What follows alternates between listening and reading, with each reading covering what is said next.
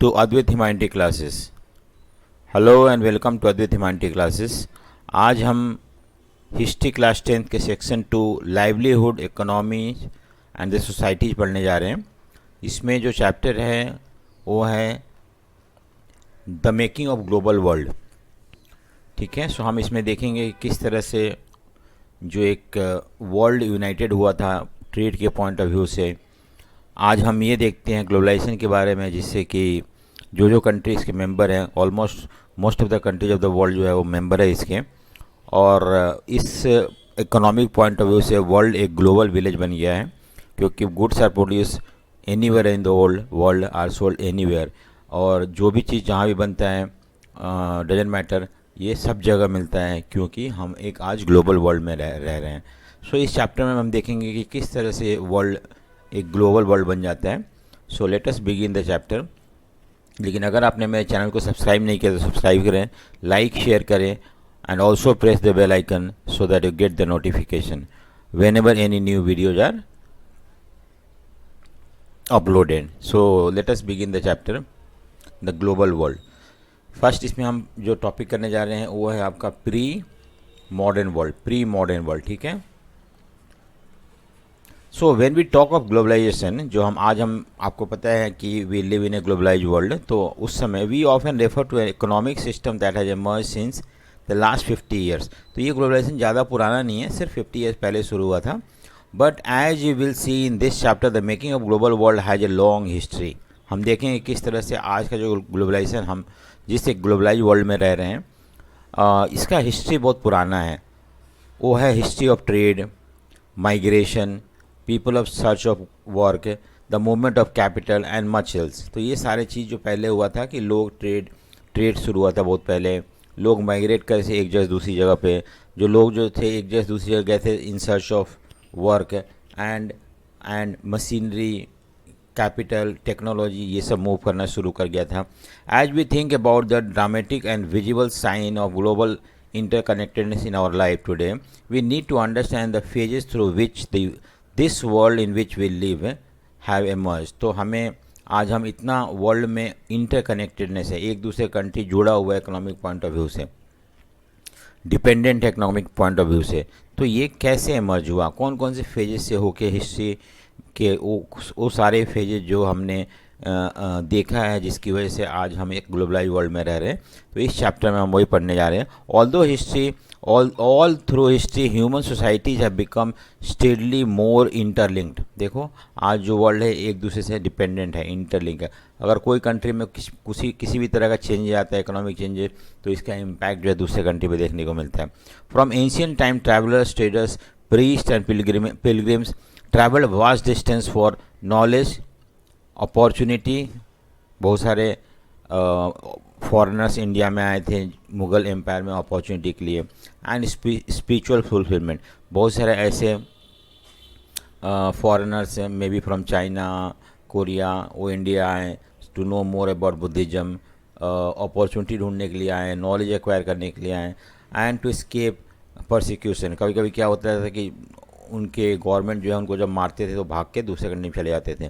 They carried goods, money, value, skills, idea, invention and even germs and disease. देखो जब लोग आते थे तो अपने साथ सामान, गुड्स लेके आते थे। They use to come with money, values, मतलब उनका अपना जो सोच है, अपना जो वैल्यूज़ है उसको लेके आते हैं, स्किल्स को लेके आते हैं, आइडिया लेके आते हैं। ये सारी चीज़ जो कभी कभी तो हम देखते हैं कि जर्म्स और डिजीज़ भी लेके आते हैं। अभी जो कोरोना था दूसरे कंट्री से दूसरे कंट्री में फैल गया था, तो इस तरह का उस पहले भी ऐसा हुआ करता था और बहुत सारे लोग मारे जाते थे। As early as 3000 BC, an active coastal trade linked the Indus Valley civilization with the present day West Asia। तो हम देखते हैं कि इंडिया में इंडस वैली सिविलाइजेशन या हड़प्पन सिविलाइजेशन शुरू हुआ था आज से 3000 साल पहले। उनका भी सी रूट था जो कि वेस्ट एशिया, मेसोपोटामिया से कनेक्टेड था। यहाँ के लोग जाते थे मेसोपोटामिया ट्रेड करने के लिए, वहाँ से भी लोग आते थे। तो इस तरह का कनेक्शन था for more than a millennia. Cowries मतलब होता है कि एक सी शेल होता है जो कि यूज किया जाता था एज ए करेंसी इंडिया में पहले, मौर्यन पीरियड के समय। काउरीज जो था सी शेल होते थे जिसको कि हम करेंसी के रूप में यूज करते थे पहले। From the Maldives found their way to China and East Africa. देखो काउरी जो थे, जो मालदीव एक कंट्री है इंडिया के साउथ में, इंडियन ओशन में, वहाँ से चाइना तक पहुँचता था, ईस्ट अफ्रीका पहुँचता था। ये क्या शो कर रहा है कि पहले भी ट्रेड हुआ करता था। The long distance spread of disease carrying germs may be traced as far back as 17th century. तो जब लोग जाते थे एक जगह से दूसरी जगह, तो वो लोग कैरी करते थे अपने साथ कभी कभी डिजीज़ ऑल्सो, और इससे दूसरे कंट्री में, दूसरे कॉन्टिनेंट में डिजीज़ फैल जाता था। By the 13th century it had become a unmistakable link, और इस तरह से एक बहुत स्टैब्लिश लिंक बन जाता है। सो यहाँ पे हम देखते हैं कि image of A ship on the memorial stone, Goa museum. ये देखो शिप है, ये शिप शो किया हुआ है, जो कि गोवा में एक मेमोरियल हाउस पे बना हुआ है। So what does it show कि उनको शिप के बारे में पता था, और उन लोग ऑब्वियसली दूसरे कंट्री में ट्रेड करते होंगे। ठीक है, अब देखते हैं हम सिल्क रूट। सबसे पहला रूट जो शुरू हुआ था वर्ल्ड में वो था सिल्क रूट। सो सिल्क रूट जो था ये चाइना से यूरोप जाता था, और ये रूट का क्या खासियत था, क्या क्या सामान इस गुड्स जो थे या कमोडिटी इस रूट से ले जाया जाता था, ये हम देखते हैं इसमें और समझने की कोशिश करते हैं। The silk route are good example of vibrant pre modern trade and cultural link between distance part of the world. देखो ये एग्जाम्पल है सिल्क रूट को हम अगर एनालाइज करते हैं तो हमें लगता है कि जब मॉडर्न वर्ल्ड नहीं आया था उससे पहले भी कल्चरल लिंक था एक कंट्री से दूसरे कंट्री के बीच में। कल्चरल लिंक मतलब होता है कि people use to exchange ideas, use to exchange goods, trade वगैरह होते थे दूसरे वर्ल्ड से, आई मीन दूसरे पार्ट ऑफ द वर्ल्ड से। The name silk route point the importance of west bound Chinese silk cargo along the route. क्या था इसमें, अब कौन सा सामान, कौन सा गुड्स या कमोडिटी कैरी करते थे, सिल्क करते थे, कहाँ से, चाइना से। ये रूट जो था, नाम इटसेल्फ इंडिकेट करता है कि इस रूट पे सिल्क ट्रांसपोर्ट हुआ करता था। Historians have identified several silk route over the land and by the sea. तो क्या बोल रहे हैं यहाँ पे कि सिल्क रूट सिर्फ लैंड से नहीं था, लैंड से भी था एज वेल एज सी से भी था, समुंदर से भी ट्रांसपोर्ट होता था और लैंड से भी होता था। Knitting together vast region of Asia, linking Asia with Europe and North Africa. देखो एशिया एक कॉन्टिनेंट चाइना जिसमें है, उसके बाद ये एशिया से आपका linking Asia with the Europe से कनेक्ट हो जाता था, and finally it use to go to Africa. So 3 continent को ये कनेक्ट करता था I mean silk route. They are known to have existed since before Christian era, 1st century से पहले भी ये सिल्क रूट था, and thrived almost till the 15th century, और ये 15th सेंचुरी तक सिल्क रूट एक वाइब्रेंट ट्रेड का सोर्स था। But Chinese pottery also travel the same route as did textile and spices from India and south Asia. देखो China का silk जाता था यहाँ से, वहाँ चाइना का पोट्री वगैरह, घड़े वगैरह भी, मिट्टी के बने हुए बर्तन वगैरह भी जाते थे। इंडिया के टेक्सटाइल स्पाइसेस भी इसी रूट के थ्रू एक्सपोर्ट होता था। सो इंडिया भी यूज करता था ये रूट को, क्योंकि इंडिया के जम्मू एंड कश्मीर के से होके गुजरता था। इन रिटर्न, और उसकी बजाय बाहर के देशों से गोल्ड, सिल्वर ये फ्रॉम यूरोप जो था वो इंडिया, एशिया में फ्लो होता था। And that is the reason why Asia in ancient time was very rich because of its vibrant trade. China भी बहुत रिच था क्योंकि चाइना से भी बहुत सारे ट्रेड होते थे, और ट्रेड के बदले दूसरे यूरोपियन कंट्री से क्या आता था, सोना, गोल्ड एंड सिल्वर आता था। ठीक है, the trade and the cultural exchange always went hand in hand. अब मान लो कि चाइना से लोग कहीं गए ट्रेड करने के लिए, तो वहाँ के कल्चर को समझे और अपने यहाँ लेके आए। बाहर के लोग जब इंडिया आए या चाइना आए तो उन्होंने इंडियन और चाइनीज कल्चर को देखा, और जो चीज़ उन्हें पसंद आया, they took that cultural aspect to their own country.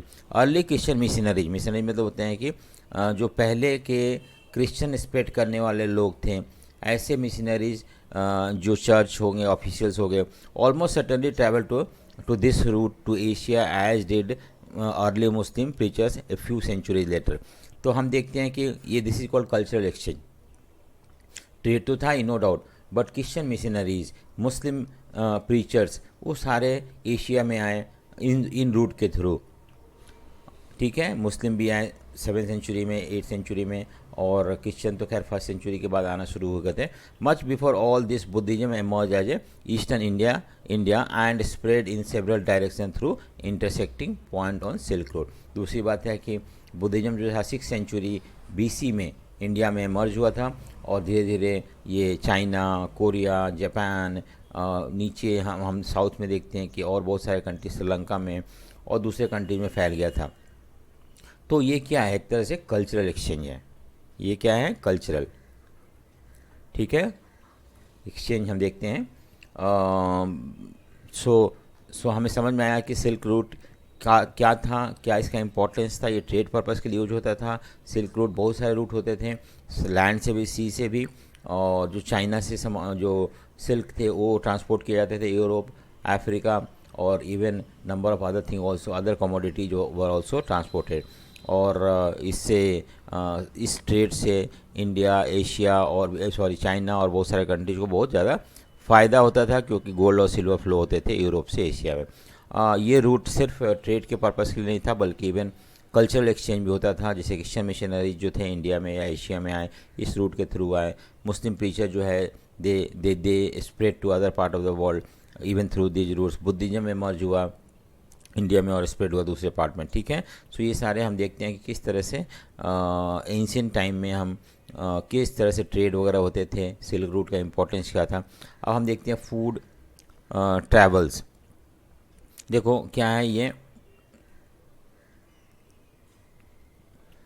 हम ये भी देखते हैं कि बहुत सारे खाने का आइटम जो था वो भी धीरे धीरे, जैसे कि आज हमारे यहाँ पिज़्ज़ा है, इटली का है, बर्गर जो है वो आपका USA का हाँ फूड है, मैकडोनल्ड वगैरह यूरोप का है, तो वो सारे इंडिया में बिकता है। चाइना का बहुत सारे चाइनीज प्रोडक्ट या फूड आइटम इंडिया में अवेलेबल है। तो ये सब क्या है, एक तरह से फूड का एक्सचेंज है। Food offer many examples of long distance cultural exchange. Traders and travelers introduce new crops to the land they travel. अब जैसे इंडिया में ब्रिटिश आए तो उन्होंने टी प्लांटेशन शुरू किया, श्रीलंका में उन्होंने रबर प्लांटेशन शुरू किया, तो कॉफ़ी प्लांटेशन साउथ अफ्रीका में। ये क्या है, जब बाहर से जब लोग आए तो उन्होंने बहुत सारे न्यू क्रॉप इंट्रोड्यूस किए। Even ready food stops in distance part of the world might share common origin. जैसे मैंने बताया था कि बर्गर के बारे में या पिज्ज़ा के बारे में। टेक स्पैगेटी एंड नूडल्स, ये कुछ इडेबल्स हैं। It is believe that noodles travel west from China to become spaghetti, और perhaps Arab traders took pasta to 5th century Sicily and island now in Italy.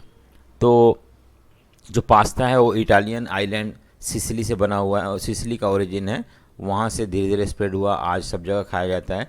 Even noodles जो है वो China से शुरू हुआ था and then become famous edibles almost everywhere in the world including India.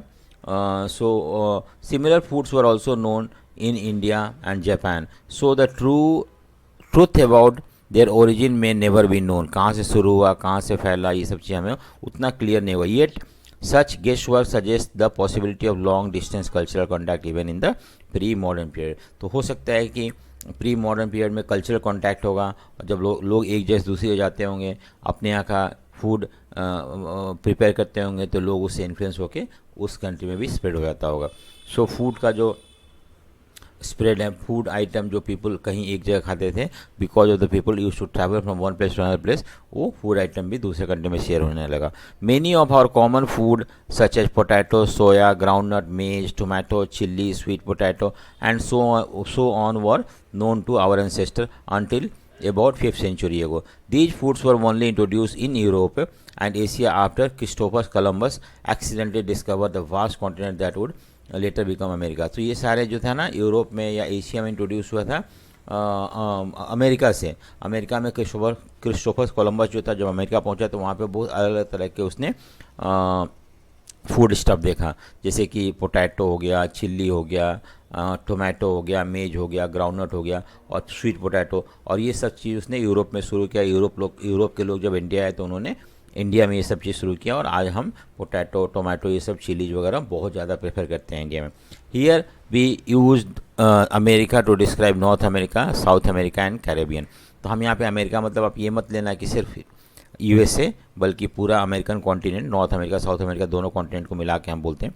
In fact many of our common food came from American America original inhabitant, American island से आया था। ठीक है, ज़्यादातर फूड जो मैंने अभी ऊपर 3 4 5 फूड आइटम का नाम लिया था, पोटैटो, चिल्ली वगैरह, ये सारे अमेरिका से आया था, Europe, then from Europe it came to India.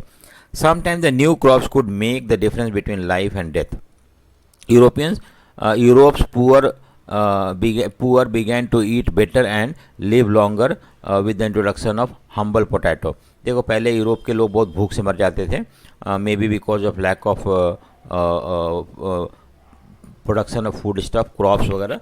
लेकिन जब पोटैटो इंट्रोड्यूस किया गया तो पोटैटो बल्क में प्रोड्यूस होने लगा और गरीब लोग पोटैटो खाना शुरू कर दिया ज़्यादा। इससे उनका लाइफ जो था बेटर होने लगा और अब लंबे समय तक जीने लगे पोटैटो के ऊपर।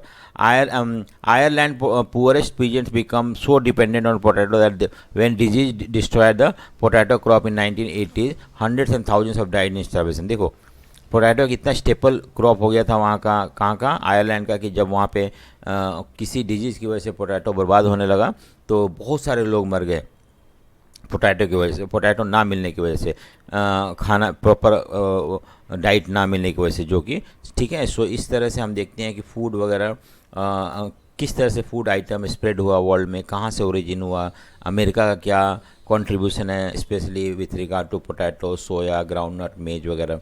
ये यूरोपियन जब गए अमेरिका तो वहाँ से ये सारे फूड जो थे वो लेके आए अपने देशों में, वहाँ पे उगाया और इस तरह से वहाँ का एक पॉपुलर फूड बन जाता है। अब देखते हैं conquest, disease and trade. Conquest मतलब धीरे धीरे यूरोपियन कंट्रीज़ अमेरिका के कंट्रीज़ को कैप्चर करना शुरू कर दिए, एशिया वगैरह, तो कॉन्क्वेस्ट शुरू हुआ। जब कॉन्क्वेस्ट हुआ तो साथ में डिजीज़ आए। So the pre-modern world shrank greatly in the 16th century after European sailors found a sea route to Asia and also successfully crossed the Western Ocean in America। देखो दो चीज़ हुआ 15th सेंचुरी में, 16th century में। European जो थे, seller जो थे, उन्होंने नए नए सी रूट डिस्कवर किया, इसको हम एज ऑफ डिस्कवरीज बोलते हैं। और सी रूट के डिस्कवर के बाद उन्होंने सी रूट के थ्रू एशिया पहुँचे। जैसे कि हमने 1498 में वास्को डी गामा इंडिया आया था, उसके बाद रूट डेवलप हो गया था सी रूट का एशिया की तरफ से। Even they went to America also, आपका ओशन क्रॉस करके। So for centuries before the Indian ocean had known a bustling trade with goods, people, knowledge, customs, etc. Criss crossing of its water, the Indian subcontinent was central to these flows and a crucial point in their network। तो जब ocean trade होते थे उस समय India, क्योंकि Asia में India का location इस तरह है कि अगर चाइना जाना होता तो इंडिया आना पड़ता था, तो इस तरह से साउथ ईस्ट एशिया जाना होता तो इंडिया के थ्रू होकर गुजरता था। तो इंडिया एक क्रूशियल पॉइंट था जहाँ पे कि बड़े बड़े शिप्स वगैरह होल्ड करते थे। The entry of the European helped expand और redirect some of these flows towards Europe. और जब यूरोपियन आने लगे तो इंडिया से भी ट्रेड शुरू हो गया यूरोप में, और यूरोप से भी इंडिया का ट्रेड शुरू हो गया। सो इस तरह से हम देखते हैं कि शुरू में यूरोपियन दूसरे कंट्री में गए specially with the purpose of trade. Before its discovery America had been cut off from the regular contact with the rest of the world for millions of year. तो हमने बताया ना कि आपको कि 15th सेंचुरी में अमेरिका डिस्कवर किया गया, उससे पहले अमेरिका एज ए कॉन्टिनेंट हमें पता ही नहीं था। और but from the 16th century its vast land and the abundant crop and minerals begin to transform the trade and lives everywhere। लेकिन अमेरिका डिस्कवर होने के बाद लोग वहाँ गए, वहाँ से मिनरल्स वगैरह, गोल्ड वगैरह, क्रॉप्स वगैरह, वीट और बहुत सारे ऐसे चीज़ जो था ट्रांसपोर्ट करके अपने कॉन्टिनेंट, अपने कंट्री में लेके गए, और इससे कंट्री का ट्रेड जो है बहुत ज़्यादा ट्रांसफॉर्म होना शुरू हो गया। Precious metal particularly silver from the mine located in present day Peru में बहुत ज़्यादा सिल्वर का माइंस है, तो वहाँ से सिल्वर निकाल के और मैक्सिको से यूरोपियन अपने कंट्री ले गए वहाँ पे, और इससे हम देखते हैं कि उन कंट्री का प्रॉस्पेरिटी या तरक्की होना शुरू हो गया। Legends spread in 17th century Europe about South America, fabled wealth, many expeditions set off in search of El Dorado the fable city of the gold. तो बहुत सारे ऐसे कहानियाँ शुरू हुए वहाँ पे कि वहाँ पे इस तरह का गोल्ड है, ये है, वो है, और लोग जो है यूरोप के जाने लगे वहाँ पे search of gold in in in in America, silver mine के लिए, ठीक है। Portuguese and Spanish conquest and colonisation of America was decisively under way, but the mid 16th century, by the mid 16th century, so Portugal के लोग जो थे उन्होंने शुरू किया, स्पेन के लोगों ने अमेरिका को कॉलोनाइज करना, मतलब कैप्चर करना शुरू किया और रूल करना शुरू किया, हाँ, मिड 16th सेंचुरी से, 1500 में भी 50 से। European conquest was not just a result of superior fire power. European ने क्यों how why European could came out successful in creating colonies in America, क्योंकि उनके पास सुपीरियर फायर पावर था, यानी कि बंदूक वगैरह जो थे, गन्स वगैरह थे जो वो बेटर थे। In fact the most powerful weapons of the Spanish conqueror was not conventional military weapon at all. It was the germs such as those of smallpox that they carried on their person. Because of their long isolation, American original inhabitants had no immunity against these diseases and came from Europe. देखो क्या हुआ कि सबसे बड़ा weapon जो था, no doubt हथियार तो था ही, क्योंकि if you don't have weapons you could not defeat the local population and capture it, वो तो था। उसके साथ साथ सबसे बड़ा वेपन जो था, जो जर्म्स थे, जो यूरोपियन जब गए अपने साथ यूरोप से अमेरिका, तो उन्होंने स्मॉल पॉक्स, एक डिजीज़ होता है chicken pox and small pox, उसको लेके गए, कैरी किए वहाँ पे, पर्पसफुली नहीं, जब वो कोई बीमार यूरोपियन वहाँ पहुँचते थे तो वो धीरे धीरे उस कंट्री में फैलना शुरू हो गया। क्योंकि अमेरिका जो था बाकी कॉन्टिनेंट से कट ऑफ था, तो वहाँ पे लोगों के अंदर डिजीज़ कम होते थे और वहाँ के लोगों के अंदर इम्यूनिटी नहीं था। जब स्मॉल पॉक्स वहाँ पहुँचा तो एक तरह से डेडली किलर बन गया। Once introduced, it spread deep into the continent, ahead even for any European reaching there. It killed and declimated whole community, paving the way for the conquest. और धीरे धीरे कम्युनिटी, वहाँ के जो लोग, लोकल पॉपुलेशन थे, वो मरना शुरू हो गए और फिर यूरोपियन जाकर उसको कैप्चर करने लगे। So what is the role of disease in spreading colonialism in America, that also यहाँ पे एक्सप्लेन किया हुआ कि किस तरह से जर्म्स जो है, स्मॉल पॉक्स जो है, हेल्प किया यूरोपियन को अमेरिका को कॉन्क्वेस्ट करने में। गन्स कुड बी बॉट और captured and turn against the invaders, but not disease such as small pox which to which the conquest were mostly immune. देखो, conqueror were mostly immune. अब देखो, तो guns could be brought और captured and turn against the invader, ठीक है। सो guns use कर सकते थे, ऐसी बात नहीं था, लेकिन डिजीज जो थे, डिजीज का जो था उनका इम्यूनिटी तो खैर इनके पास था, क्या नाम था, यूरोपियन के पास, तो इन लोगों ने उतना ज़्यादा सफ़र नहीं हुआ। लेकिन जिनके पास ये इम्यूनिटी नहीं था, जैसे कि वहाँ के लोकल पॉपुलेशन, तो वो मरना शुरू हो गए, वो ईजिली सरेंडर कर दिया अपने आप को when they fell ill to this disease. Until the 19th century poverty and hungers were common in Europe. देखो 19th सेंचुरी तो हम देखते हैं कि बहुत ज़्यादा गरीबी था यूरोप में, गरीबी था, हंगर था, cities were crowded and deadly disease were wide spread. वहाँ पे सिटीज़ में बहुत सारे लोग रहते थे, गांव से लोग मूव करके शहर आते थे, बहुत सारे डिजीज़ था, religious conflict were common and religious dissenters were persecuted. जो लोग भी कोई धर्म को, चर्च को अपोज करता था, ऐसे लोगों को फांसी दे दिया जाता था या ऐसे लोगों को जेल में डाल दिया जाता था। Thousands therefore fled Europe for America. तो लोगों को लगा कि वैसे यूरोप में खाने की कमी है, बहुत सारे डिजीज़ हैं, रिलीजियस परसिक्यूशन है, झगड़ा है, टेंशन है, तो ऐसे लोग जो थे they thought of running away from Europe and they started marching towards America. Europe से अमेरिका जाने लगे, क्योंकि उनको वहाँ ने सुन रखा था कि वहाँ पे गोल्ड है, वहाँ पे बहुत सारे अपॉर्चुनिटीज़ हैं। So by the 18th century plantation worked by slaves capture in Africa were growing cotton and sugar for European. अब क्या था कि जो यूरोपियन जो थे अमेरिका गए, वहाँ पे उन्होंने प्लांटेशन शुरू किया। प्लांटेशन मतलब होता है कि जैसे कि शुगर का, कॉटन का खेती शुरू किया वहाँ पे, और इन कॉटन और शुगर की खेती के लिए उन्होंने अफ्रीका से स्लेव पकड़ के ले गए और इन स्लेव को काम कराते थे और उससे जो भी कॉटन शुगर वगैरह प्रोड्यूस होते थे वो यूरोपियन मार्केट में लाके बेचा जाता था। तो इस तरह से बहुत सारे प्लांटर्स को फ़ायदा होना शुरू हो गया। Until well in the 18th century China and India were among the world richest country. देखो चाइना भी बहुत रिच कंट्री था क्योंकि इंडिया चाइना से सिल्क रूट का ट्रेड था, इंडिया से स्पाइसेस वगैरह कॉटन वगैरह टेक्सटाइल वगैरह यूरोप में एक्सपोर्ट किया जाता था और वहाँ से गोल्ड सिल्वर आया करता था दोनों कंट्री में। They were also preeminent in Asian trade, और एशिया में भी ट्रेड उनका स्ट्रॉन्ग था, प्लस यूरोप के साथ भी ट्रेड था। However from the 15th century China is said to have restricted overseas contact and retreated is isolation। China ने अपना पॉलिसी चेंज कर लिया और अपने कंट्री तक ही सीमित रहा, जो यूरोप से ट्रेड था उसको उसने कट ऑफ कर दिया। China's reduce role and the rising importance of America gradually move the centre of the world trade westward. Europe now emerge as the centre of. देखो अब क्या हुआ, चाइना का रोल कम होने लगा क्योंकि चाइना ने डिसाइड किया कि हमें आइसोलेशन में रहना, खुद ही अपना बाहर कंट्री से ट्रेड नहीं करना है।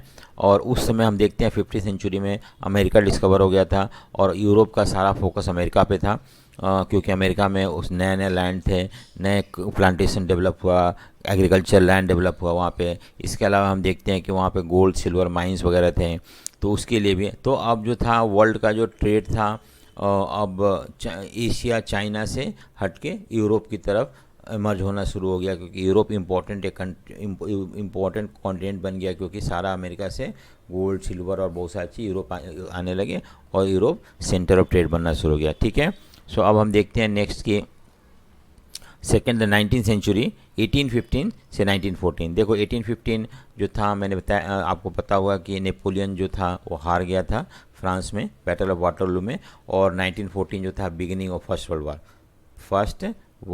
वार था, और ये बैटल ऑफ वाटरलू। ठीक है, तो ये हम देखते हैं इन समय। तो बेसिकली हम यहाँ पे वार के बारे में नहीं पढ़ रहे हैं, हम पढ़ेंगे यहाँ पे कि किस तरह से ट्रेड वगैरह के बारे में डेवलपमेंट हुआ था। The world change profoundly in the 19th century. Economic, political, social, cultural and technological factor interacted in the complex way to transform societies and the reshaped external relationship. बहुत सारे फैक्टर जो था, economic factor, political, social factor, cultural factor, technological development, ये सारे countries का external orientation को guide करने लगा। Economist identify 3 types of movement और flow within the international economic exchange. कौन से 3 तरह के फ्लो के बारे में बात करा जाए यहाँ पे? The first is the flow of trade which in the 19th century referred largely the trade in goods. देखो पहले क्या था कि ट्रेड होते थे तो सामान, क्लोथ, वीट वगैरह इस सब में ट्रेड होते थे।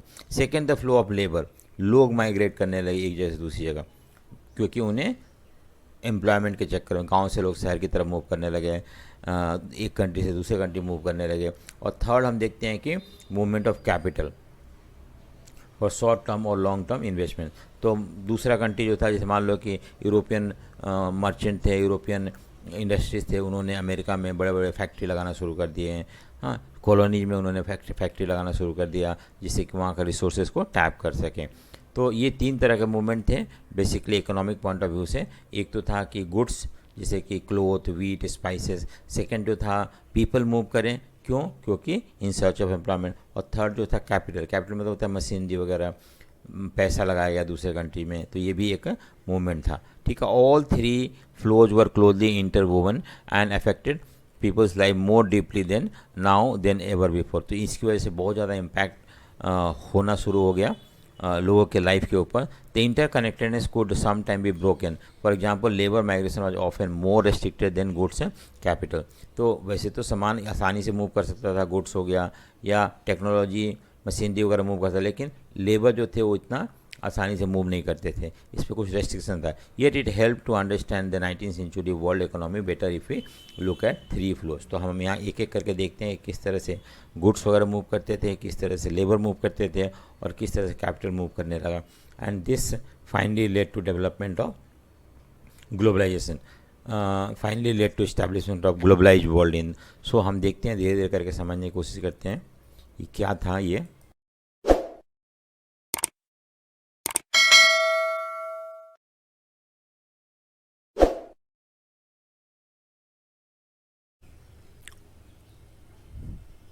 So now move to 2.1.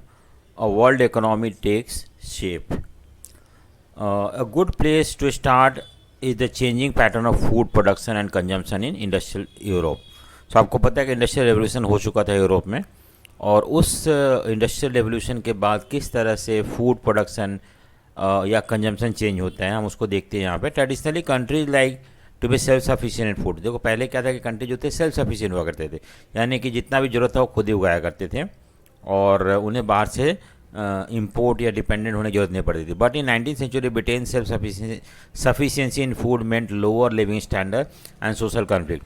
Y was this? अब देखते हैं कि क्यों ब्रिटेन में सेल्फ सफिशिएंसी ऑफ फूड जो था उसकी वजह से वहाँ का लो स्टैंडर्ड ऑफ लिविंग जो था वो लो था. So population growth from the late 18th century had increase the demand of for food grain in Britain. देखो क्या हुआ कि पॉपुलेशन इंक्रीज हुआ, और जब पॉपुलेशन इंक्रीज हुआ तो लोग ज़्यादा डिमांड करने लगे फूड की. As urban centre expanded and industry grew, जैसे जैसे इंडस्ट्रियलाइजेशन शुरू हुआ वहाँ पे अर्बन सेंटर डेवलप होना शुरू हो गया, इंडस्ट्रीज लगना शुरू हो गया. The demand for agriculture product went up pushing up food grain prices. अब क्या हुआ कि जब लोग पॉपुलेशन बढ़ गया बहुत ज़्यादा, लोग शहरों में जाकर रहने लगे और वहाँ पे इंडस्ट्री लग गए, तो demand for food increased.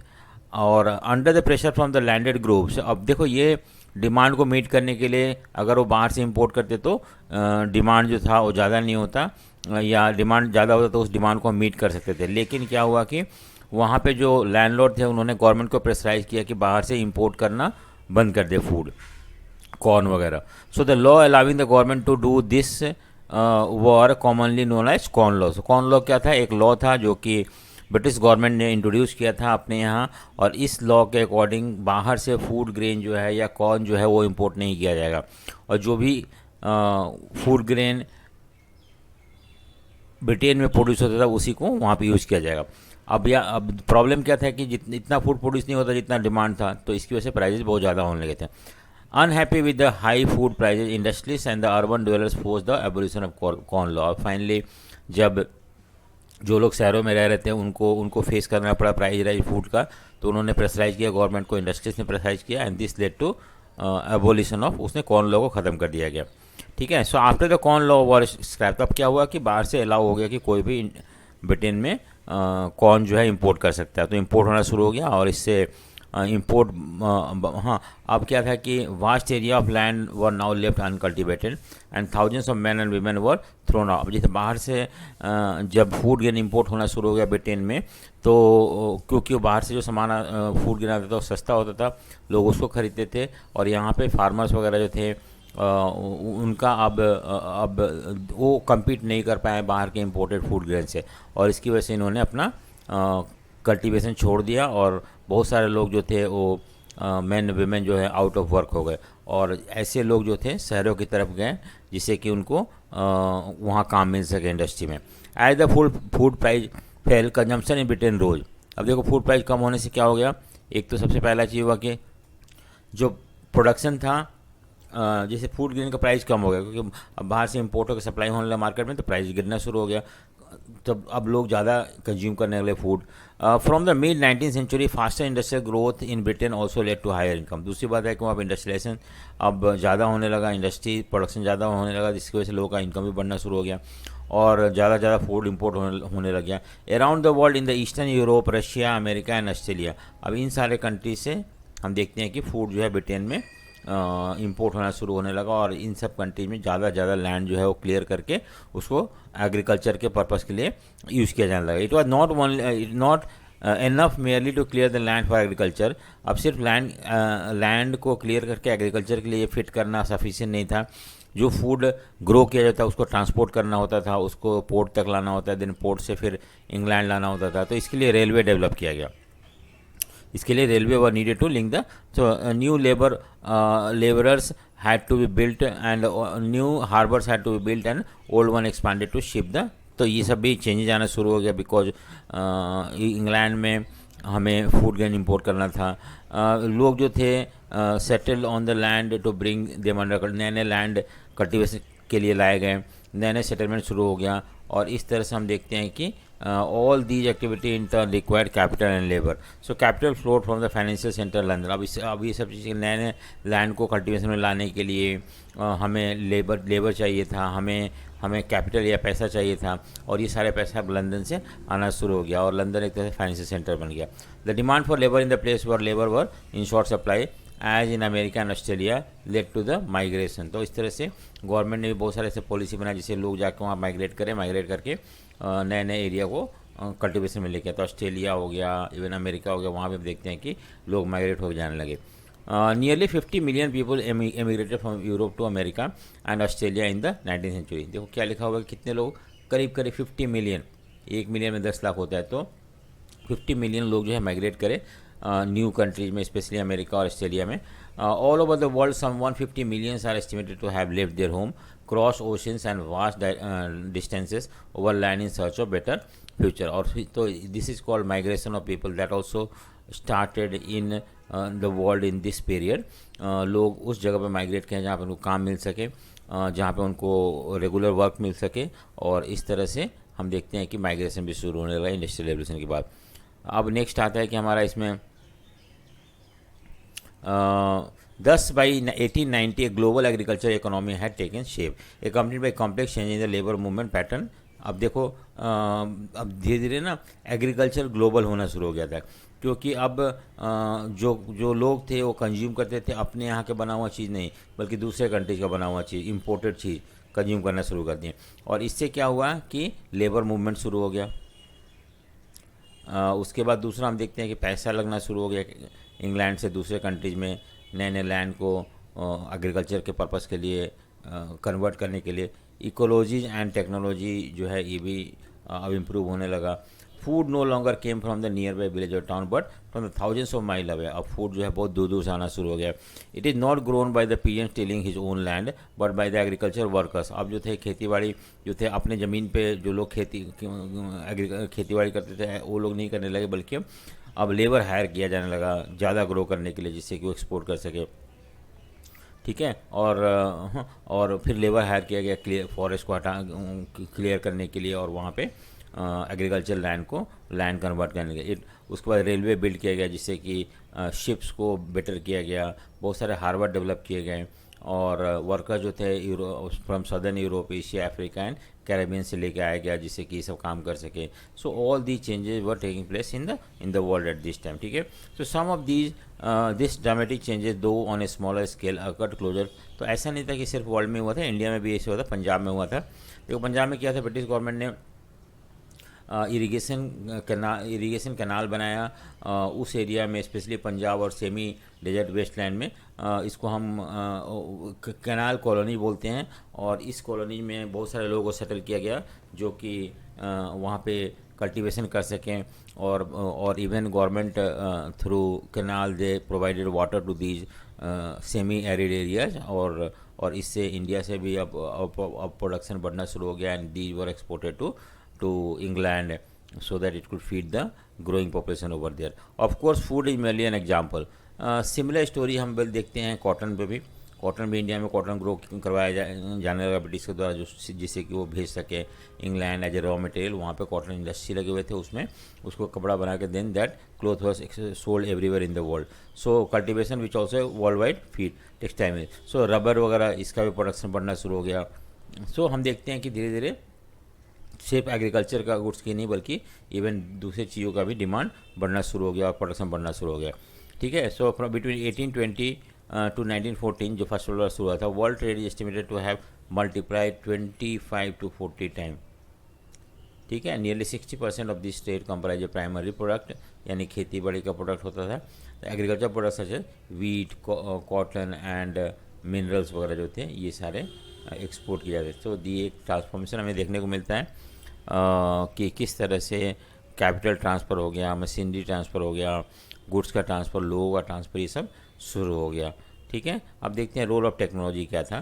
What was the role of technology in all this. The railway, ship, steam ships हो गया, ship, the telegraph for examples for important invention without which cannot imagine the transform 19th century world. देखो बिना railway का इतना बड़ा transformation नहीं हो सकता था, स्टीम शिप जो थे वो आया, टेलीग्राफ आया, ये सब जो है बहुत इंपॉर्टेंट रोल प्ले किया। टेक्नोलॉजी एडवांसमेंट हुआ, जिससे कि हम देखते हैं कि larger social political economic factor जो थे वो इम्पैक्ट होने लगे।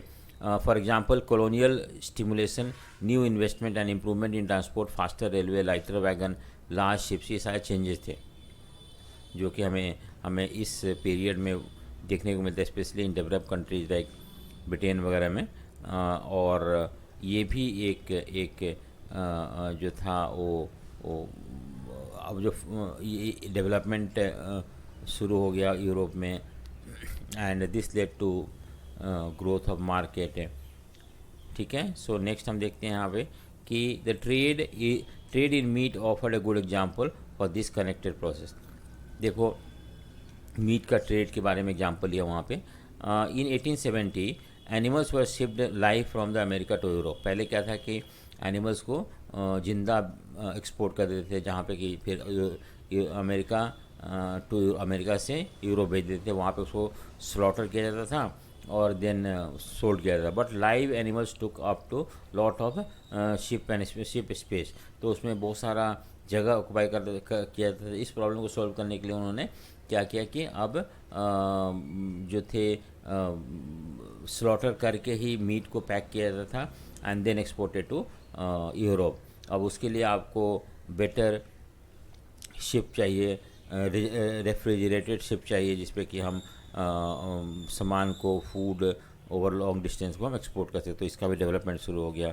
ठीक है, रेफ्रिजरेटेड शिप शुरू हो गया, जिसमें कि हम देखते हैं कि अब मीट जो था जहाँ पे ब्रीड किया जाता था वहीं पे उसको स्लॉटर किया गया। So now animals were slaughtered for food in the starting point only, वहीं काट दिया जाता था और काटने के बाद उसको एक्सपोर्ट कर देते थे इन अमेरिका, ऑस्ट्रेलिया, न्यूजीलैंड, जहाँ पे बहुत ज़्यादा एनिमल्स होते थे, and then transported to European in frozen meat as a frozen, वहाँ भेजा जाता था। फिर this reduce the shipping cost and lower the meat price in Europe. इससे क्या हुआ कि जब बाहर से मीट आना शुरू हो गया तो प्राइजेस कम होना शुरू हो गया यूरोप में। हाँ, the poor in Europe could now consume more varied diet to the earlier monotony of bread and potato. अब उनके सामने और भी वेराइटी आने लगा in the form of meat, butter, egg. हाँ, ठीक है। So being living condition form, so better living condition जो शुरू हो गया, socio peace within the country and supported the for imperialism. और इस तरह से जब उनके पास बेटर कंडीशन होने लगा, पैसा आने लगा, तो उन्होंने फिर धीरे धीरे नए कंट्री को कैप्चर करने की कोशिश करने लगे। और this we can say that led to rise of colonialism in Europe and all. ठीक है, सो हम देखते हैं इसके बारे में। अब जो 2.3 लेट 19th सेंचुरी, देखो क्या था, trade flourished late 19th century and colonialism. अब देखते हैं किस तरह से जो डेवलपमेंट हुआ इंडस्ट्री में, डेवलपमेंट हुआ शिपिंग में, डेवलपमेंट हुआ प्रोडक्शन में, इंडस्ट्रियल रेवोल्यूशन हुआ, इंडस्ट्री में प्रोडक्शन होना शुरू हो गया।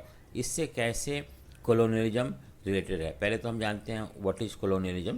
देखो, कॉलोनियलिज्म एक प्रोसेस है जिसमें कि जो स्ट्रॉन्ग और रिच कंट्री होते हैं वो गरीब और पुअर कंट्री को सप्रेस करते हैं, उसको अपने अंडर में ले लेते हैं and then try to rule it. और इसका मेन मकसद जो होता है वो इकोनॉमिक बेनिफिट उठाने के लिए, क्योंकि जो country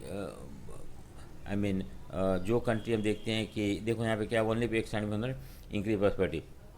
it is important to realise that there was a darker side of this process.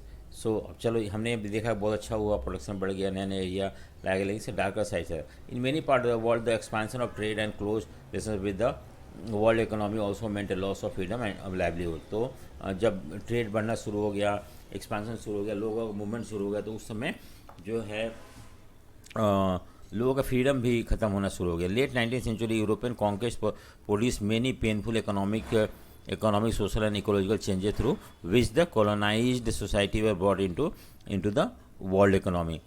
एक और तरीका था कि धीरे धीरे यूरोपियन कंट्री जो एशिया अफ्रीका कंट्री थे, अमेरिकन कंट्री थे, एरिया था, उसको अपने अंडर में लेके आ गए और उसको रूल करना शुरू कर दिया।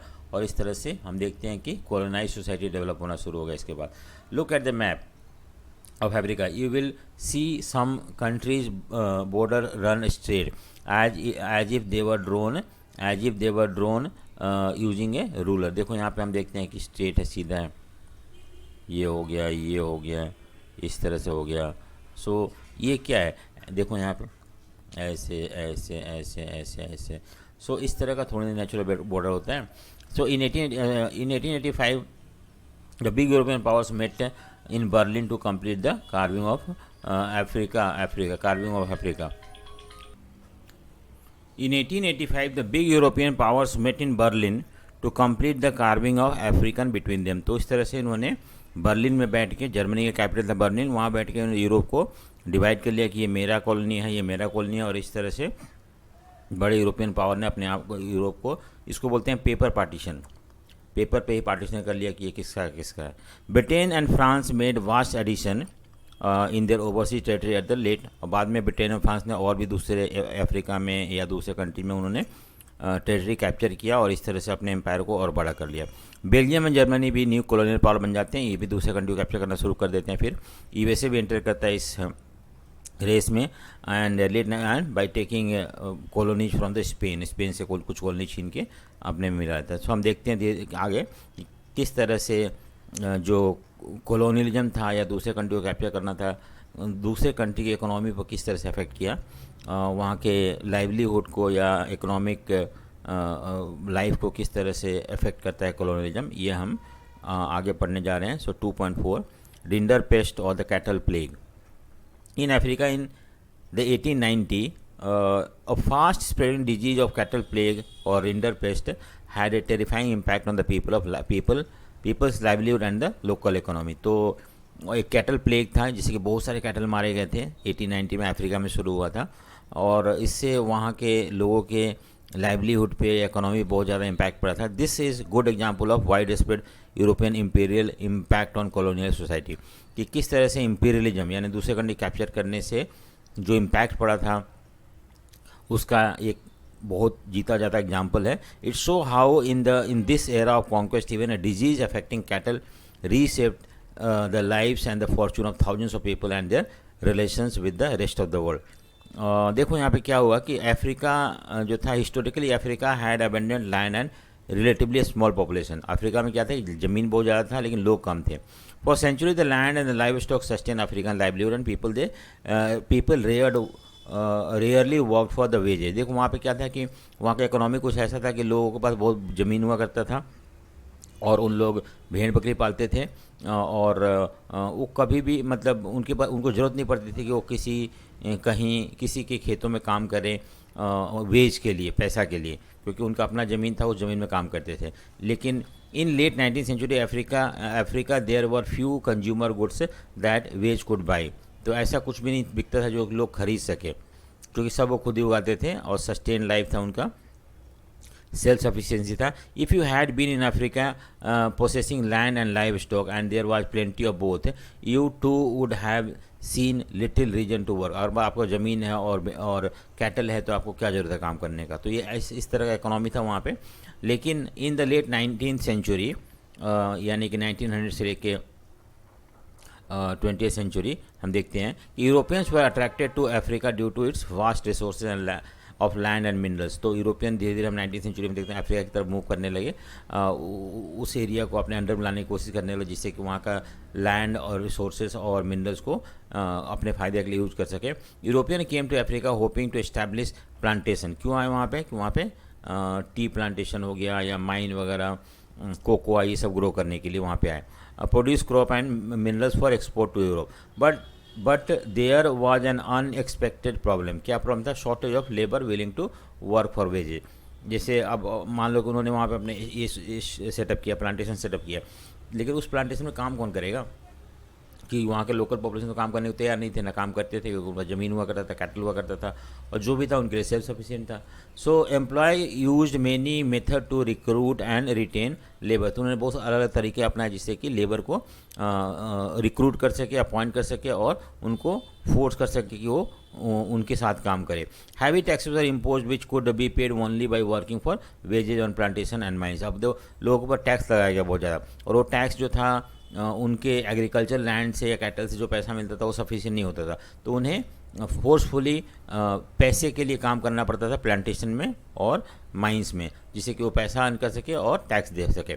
Inheritance law were change so that, जो कॉलोनियल पावर थे उन्होंने क्या किया, वहाँ पे लॉ ऑफ इनहेरिटेंस चेंज कर दिया। Peasants were displace from the land, और उनकी ज़मीन छीन लिए गए।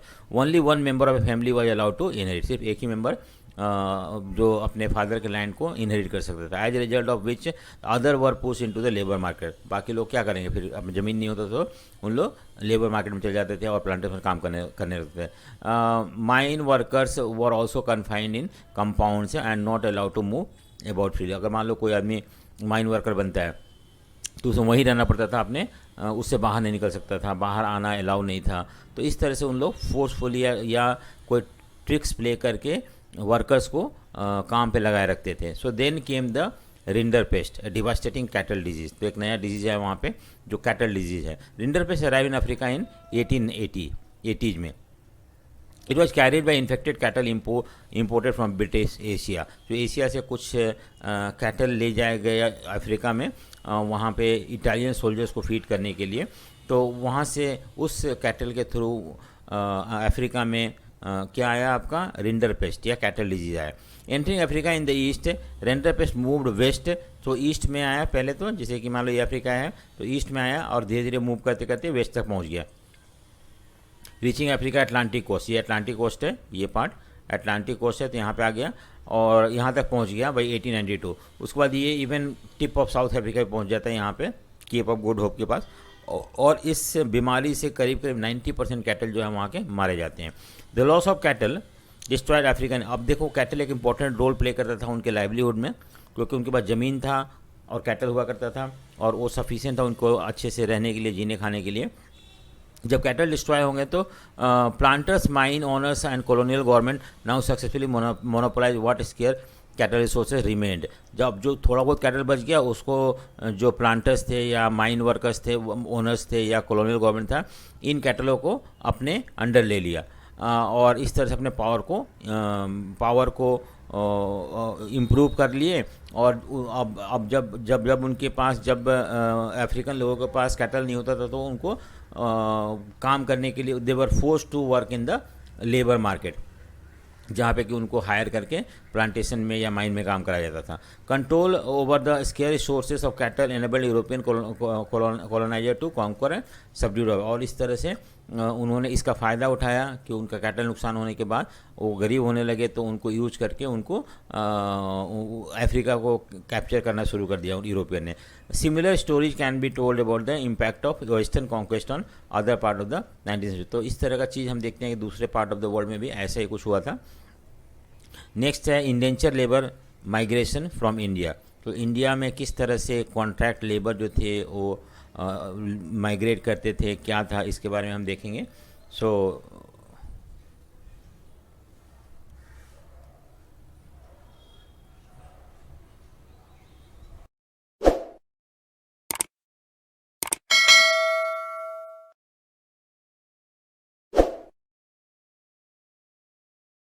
देखेंगे माइग्रेशन, इंडिया से माइग्रेशन होते हैं लेबर और उनका क्या कंडीशन होता है, क्या इसका एडवांटेज है, क्या डिसएडवांटेज है, वो हम देखने जा रहे हैं इसमें। सो इंडेंचर लेबर होता है क्या, देखो इंडेंचर लेबर मतलब बॉन्डेड लेबर होता है, जिसमें कि लेबर से कॉन्ट्रैक्ट साइन करना पड़ता है, करवाते हैं एम्प्लॉयर्स, और उनको एक स्पेसिफिक टाइम पीरियड के लिए काम करना होता है और उससे पहले वो मतलब अपना काम को छोड़ के वापस नहीं जा सकते हैं। इंडिया में भी ये ब्रिटिश ने शुरू किया था। जो आसाम में जब उन्होंने प्लांटेशन शुरू किया तो उस समय आसाम में लेबर नहीं थे काम करने के लिए, तो उन्होंने क्या किया कि छत्तीसगढ़ से, झारखंड से, बिहार से, उत्तर प्रदेश से बहुत सारे ऐसे लेबरों से कॉन्ट्रैक्ट करवाया और उनको वहाँ ले जाया गया। और ऐसे लेबरर को, वर्कर्स को वहाँ से बिना परमिशन के दे कुड नॉट लीव प्लांटेशन, और अगर और परमिशन बहुत कम ही मिलता था, तो ऐसे लेबर को हम इंडेंचर लेबर बोलते हैं। देखो हम यहाँ पे बात कर रहे हैं इंडेंचर लेबर की और migration from India. The example of indenture labour migration from India also illustrate the two side nature of the 19th century world. देखो उस समय हम दो पहलू देखेंगे इसके, एडवांटेज डिसएडवांटेज भी। It was a world of faster economic growth as well as greater misery. देखो एक तो उस समय ग्रोथ था, लेबर की ज़रूरत कब पड़ेगी, जब प्रोडक्शन बढ़ेगा तो यानी कि बेटर डेवलपमेंट हो रहा था। लेकिन इसके साथ साथ हम देखते थे दुख भी था। हायर इनकम था for some and poverty for other. जो लोग एम्प्लॉयर्स थे उन लोगों के लिए इनकम ज़्यादा होता था, लेकिन जो लोग काम करते थे उनकी गरीबी थी। टेक्नोलॉजिकल एडवांसमेंट था in some area and new forms of coercion. Coercion मतलब फोर्स, तो कहीं कहीं पे फोर्स किया जाता था उनको काम करने के लिए, ठीक है। So in 19th century hundreds of thousands of Indians and Chinese laborers went to work in plantation mines and in road and railway construction project around the world. India से या चाइना से बहुत सारे लेबर जो है वो move किए दूसरे कंट्रीज में काम करने के लिए। In India indenture labour were hired under contract. India में जो लेबर थे हायर किए जाते थे कॉन्ट्रैक्ट के बेसिस पे, और वो कॉन्ट्रैक्ट जो कॉन्ट्रैक्चुअल लेबर होते थे उनको हम बोलते हैं इंडेंचर लेबर, ठीक है। which promised return travel to India after they had worked for 5 years on their employers plantation। तो उनको ले जाया जाता था, एम्प्लॉयर्स अपने खर्चे भी ले जाते थे और उनको 5 साल के लिए कॉन्ट्रैक्ट होता था, 5 साल के बाद वो इंडिया में छोड़ देते थे उनको। ऐसे लेबर को बोलते हैं indenture labour. In most Indian indenture workers came from the present day region of eastern Uttar Pradesh, Bihar, central India and the dry district of Tamil Nadu. So इन सारे एरिया से आते थे उन लोग जहाँ पे कि ऑलरेडी पॉवर्टी था, काम नहीं था, तो यहाँ के लोग चले जाते थे काम करने के लिए। In mid 19th century these regions experience many changes. Cotton industry decline. देखो क्या था, पहले इनको काम मिल जाता था यहाँ पे क्योंकि यहाँ पे कॉटन इंडस्ट्री थे, लेकिन वो डिक्लाइन होना शुरू हो गया ब्रिटिश के आने के बाद। और उसके बाद लैंड रेंट रोज, अब वो पहले लोग खेतों में काम करते थे, लेकिन अब खेतों में जो रेंट था पहले के मुकाबले बढ़ गया, तो कहाँ से देंगे, तो land was cleared for mine and plantation. So all this affected the lifes of the poor. पहले क्या था कि जो कॉमन लैंड होते थे जहाँ पे इन लोग अपना किसी भी तरह से लकड़ी भेड़ बकरी चरा के अपना गुजारा कर लेते, लेकिन वो भी अब प्लांटेशन के लिए प्लांटेशन और माइन के लिए यूज़ किया जाने लगा, तो इनके पास अब वो कॉमन लैंड भी नहीं रह गया, तो कोई काम नहीं था इनके पास। They fail to pay their rent, become deeply indebted and were force to migrate to such country. So अब क्वेश्चन आता है कि क्यों माइग्रेट किए, why did these people migrated to other countries as a indenture labour. तो ये सारे कारण है कि कॉटन इंडस्ट्री डिक्लाइन हो गया, रेंट पहले के मुकाबले बढ़ गया, लैंड जो था पहले कॉमन लैंड हुआ करता जहाँ लोग जाके अपना कुछ लकड़ी फल फ्रूट्स वगैरह मिल जाता था, अपने कैटल को ग्रेज करने के लिए जाते थे, लेकिन अब वो सारे ख़त्म होने लगा। इसकी वजह से इनका जो ये गरीब और गरीब होते गए, इनके पास पैसा नहीं था रेंट देने के लिए, ये कर्ज में डूबते गए, एंड फिर उनके पास एक ऑप्शन था कि चलो चलते हैं एज ए इंडेंचर लेबर काम करते हैं, ठीक है। So the main destination of Indian indenture migration was Caribbean island. कहाँ पे, कैरेबियन आइलैंड में चले जाते थे उन लोग, सूरीनाम हो गया, गोइना हो गया, ट्रिनिडाड हो गया, यहाँ पे चले जाते थे। मॉरिशस एंड फिजी, ये 3 जगह था जहाँ पे जाते, फिजी जाते थे उन लोग, मॉरिशस जाते थे, और आज मॉरिशस में कम मोर देन 50% जो है वो इंडियन रहते हैं वहाँ पे। Close home Tamil migrants went to Ceylon and Malaya, ठीक है, मलेशिया और सिलोन जाते थे तमिल से। Indenture workers were also recruited for tea plantation Assam, मैंने अभी बताया थोड़ी देर पहले कि तो ये सारे एरिया में उनको ले जाया था काम करने के लिए। अब देखो, recruitment was done by agents engaged in employers and paid A small commission. तो कौन इनको लेके जाता था, एजेंट होते थे, उनको कमीशन मिलता था, उन लोग आते थे यहाँ पे इन सारे एरियाज में और यहाँ से लेबरों को लेके जाते थे कॉन्ट्रैक्ट के बेसिस पे। Many migrants agree to take up works hoping to escape poverty and oppression in their own village. So बहुत सारे लोग मान जाते थे क्योंकि उनको अपने गांव में ऑपरेशन बहुत ज़्यादा उनको शोषण होता था, प्लस गरीबी था, तो मान जाते थे। Agents also tempted the prospective migrants by providing false information about the final destination, mode of transport, nature of work and living and working condition। उनको गलत promises देते थे कि वहाँ पे ऐसा अच्छा है, वो ये सही है, तुम ऐसे जाओगे यहाँ से, और उस तरह से गलत उनको promises करके उनको tempt करते थे और इन लोग एग्री हो जाते थे वहाँ जाने के लिए। Often the migrants were not even told that they were to embark on a long sea voyages। उनको ये भी नहीं बोला जाता कि तुम्हें बहुत 2-2, 3-3 महीने के सी जर्नी पे जाना है। Some time agents even forcibly abducted less willing migrant, कभी कभी तो उन लोग ज़बरदस्ती लेके चले जाते थे उनको। तो ये सारे तरीका था that was adopted by employers to elect to I mean appoint migrants labour, ठीक है, समझ में आ गया यहाँ पे। नेक्स्ट है 19th century. Indenture has been describe as a new system of slavery. ये भी एक स्लेवरी था, लेकिन नया सिस्टम स्लेवरी था। 5 साल के लिए आपको वहाँ काम करना है, जैसे वो करा रहे वैसे करना है। हाँ, on arrival at the plantation labours found condition to be different from what they from where they had migrated. देखो जब वहाँ जाते थे आसाम में काम करने के लिए, फिजी में या दूसरे कंट्री में, श्रीलंका में या कैरेबियन में, तो वहाँ पे एनवायरनमेंट बहुत ही डिफरेंट था, कंडीशन बहुत ही डिफरेंट था। Live in working condition were harsh and there were few legal right. देखो इनको एक तो बहुत ख़राब कंडीशन में रहते थे, उनको कोई लीगल राइट नहीं था, कुछ कैसे भी एक्सप्लॉइट कर रहे हो, कोई लॉ से उनको हेल्प नहीं मिलता था। But workers discover their own way of surviving, many of them escaped into the wild though if caught they face severe punishment. बहुत सारे, अब देखो इससे बचने के लिए क्या था, लॉ, वो तो कोर्ट जा नहीं सकते, पुलिस के पास जा नहीं सकते थे, तो भाग जाते थे, कभी कभी पकड़े जाते थे तो बहुत ख़राब पनिशमेंट मिलता था, अगर बच गए तो ठीक है। अदर डेवलप न्यू फॉर्म्स, तो एक तरीका था बचने के लिए, new forms of individual and collective self expression, bending different cultural forms old and new. In Trinidad, and the annual Muharram procession was transformed into a notorious carnival called Hose, ठीक है, in which workers of all the race and religion join.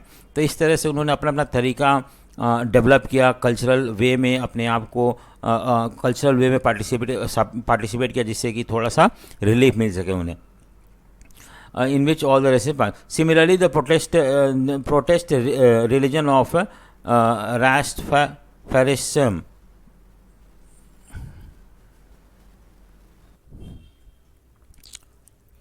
तो हम देखते हैं यहाँ पे, similarly the protest religion of Rastafarianism is set to reflect, देखो ये रास्टाफारियानिज्म है, is set to reflect social and cultural link with the Indian migrants to the Caribbean. तो हम ये कोई वहाँ पे प्रोटेस्ट मूवमेंट था जिसमें कि इंडियंस भी थे और कैरेबियन के लोग भी थे, माइग्रेंट जो थे।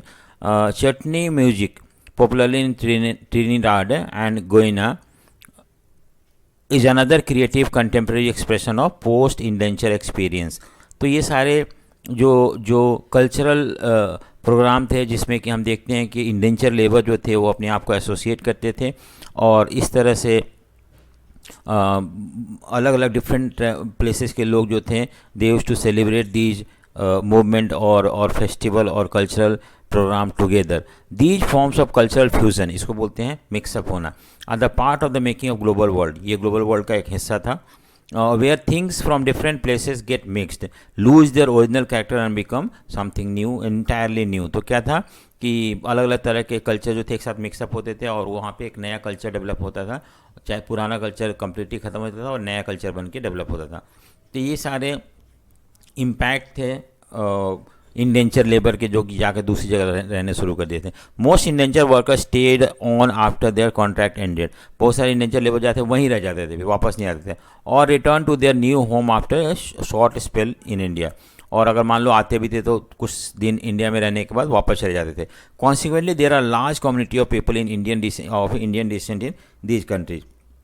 हमने सुना है नोबेल प्राइज विनर का नाम जो है वीएस नायपॉल थे, वो भी इंडेंचर लेबर थे। उन्होंने बहुत सारे नॉवेल्स लिखे हैं और उनमें इंडेंचर लेबर के बारे में उनके कंडीशन के बारे में वो सब वहाँ पे उस नॉवल में एक्सप्लेन किया हुआ है। जैसे कि आपने देखा होगा वेस्ट इंडियन क्रिकेटर जो थे उनमें शिव नारायण, चंद्र पॉल, रमेश और सारोवान जो थे, ये इंडियन नेम है। तो ये कौन से इनके जो एंसेस्टर थे वो इंडिया से माइग्रेट होके गए थे और इस तरह से, ठीक है। From the 1900 Indian national leader begin to oppose the system of indenture labour migration as abusive and cruel. बाद में हमारे जो गांधी जी और बाकी सारे नेशनल लीडर थे उन्होंने इसको अपोज करना शुरू किया और इसको बैन कर दिया। कब बैन किया? 1921 में इंडेंचर लेबर सिस्टम को बैन कर दिया गया। डिसेंडेंट ऑफ इंडियन, और जैसे कि इनको बहुत ख़राब से ट्रीट किया जाता था कैरेबियन आइलैंड में या दूसरे कंट्रीज में। तो ठीक है, सो अब हम देखते हैं, नेक्स्ट मूव करते हैं टॉपिक के ऊपर, जो है इंडियन एंटरप्रेन्योर इन अब्रॉड। जो इंडियन लोगों ने बाहर में किस तरह का अपना बिजनेस या बिजनेस शुरू किया। So growing food and other crops for the world market require capital, ठीक है। Large plantation could borrow it from the bank and market, but what about the humble peasants. अब देखो क्या हुआ कि फूड का जो डिमांड बढ़ना शुरू हो गया वर्ल्ड मार्केट में, और इससे अब हर फार्मर चाहते थे ज़्यादा ग्रो करने के लिए, लेकिन इसके लिए पैसा चाहिए होता है। जो बड़े बड़े प्लांटेशन ओनर थे उनके पास तो खैर पैसा था या बैंक से ले सकते थे, लेकिन छोटे छोटे पीजेंट्स कहाँ से पैसा लाएंगे अपने प्रोडक्शन को बढ़ाने के लिए, कैसे कहाँ से पैसा लेके आएंगे। So enter the Indian banker, अब यहाँ पे इंडियन बैंकर आने लगे। Do you know of the Shikaripuri shroff और Nattukottai Chettiar, they were among the many, देखो यहाँ पे दो नाम हैं, शिकारीपुरी सरोफ एंड नट्टू कोट्टी चेतियार, ठीक है। They were among the many groups of bankers and traders who finance export agriculture in central and south Asia using either their own fund और those borrowed from European bank. तो इन लोग क्या करते थे, fund provide करते थे Indian farmers को, छोटे छोटे फार्मर्स को, जिससे कि उन लोग कमर्शियल क्रॉप्स ग्रो कर सकें और एक्सपोर्ट कर सकें दूसरे कंट्री में। ये बैंक से लोन लेते थे और अपने बिहाफ पे देते थे, या इनके पास अपना पैसा होता था उसका वो यूज करते थे। They had a sophisticated system of transfer money over large distance and even developed indigenous forms of corporate organisation. तो इन्होंने अपना कॉर्पोरेट ऑर्गेनाइजेशन डेवलप कर रखा था और इनका तरीका था किस तरह से फ़ंड कहाँ से कहाँ ट्रांसफ़र करना है। सो इस चीज़ में वो एक्सपर्ट थे स्पेशली, और ये लोग जो थे छोटे छोटे किसानों को या जो लोग बाहर एक्सपोर्ट करते थे उनको पैसा प्रोवाइड करते थे, ठीक है। Indian traders and money lender also followed European colonies into Africa. ये सिर्फ इंडिया में काम नहीं करते थे, मनी लेंडर या ट्रेडर, या अफ्रीका भी जाते थे। Hyderabadi Sindhi traders, however, ventured beyond European colonies. From 1860, they established flourishing emporia at a busy port worldwide, selling local and imported curious to tourists whose number were beginning to swell thanks to the development of safe and comfortable passenger vessels. तो पहले जो था सामान के लिए vessels होते थे, ship होते थे, लेकिन अब जो था अच्छे अच्छे शिप डेवलप हुए हैं जिसमें कि लोग इजीली ट्रैवल कर सके घूमने के लिए, और इन सब चीज़ के लिए भी इन लोग पैसा प्रोवाइड करते थे, ठीक है। So Indian trade, colonialism and global system, ठीक है। इसमें क्या है, historically fine cotton produce in India were exported to Europe. India में अच्छे कॉटन जो थे एक्सपोर्ट कर दिए जाते थे फिर यूरोप में। With industrialisation British cotton manufacturer begin to expand and industrialists pressurized the government to restrict cotton import and protect the local industry। देखो यहाँ पे क्या हुआ कि जब ब्रिटेन में इंडस्ट्रियलाइजेशन शुरू हो गया उस समय cotton manufacture begin to expand and industry pressurise the government to restrict the import and protect of local industry.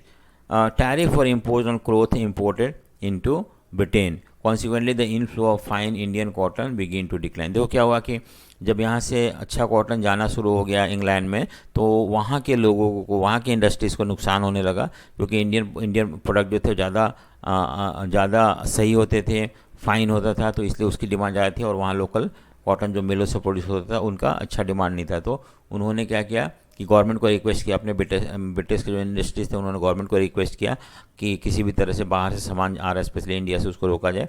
तो उन्होंने उस पर बहुत सारा ड्यूटी लगाना शुरू कर दिया, टैक्सेस लगाना शुरू कर दिया, और इस तरह से हमारा प्रोडक्ट जो है ब्रिटेन में महंगा होने लगा और उनका प्रोडक्ट बिकना शुरू हो गया, ठीक है। So from the early 19th century British manufacturer also begin to seek overseas market for their cloth, excluded from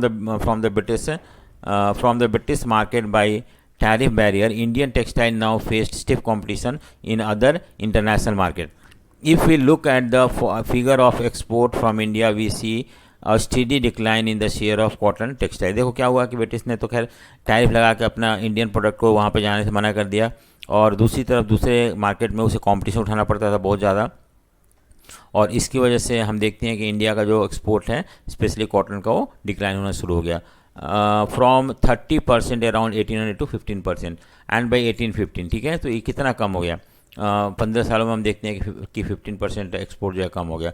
by 1870 this proportion had drop to below 3%। So see because of the policy followed by imperial power, Indian cotton products were not sold in different part of the world, especially in different market, और जो पहले बहुत ज़्यादा हम export करते थे वो कम होना शुरू हो गया and fall to 3%।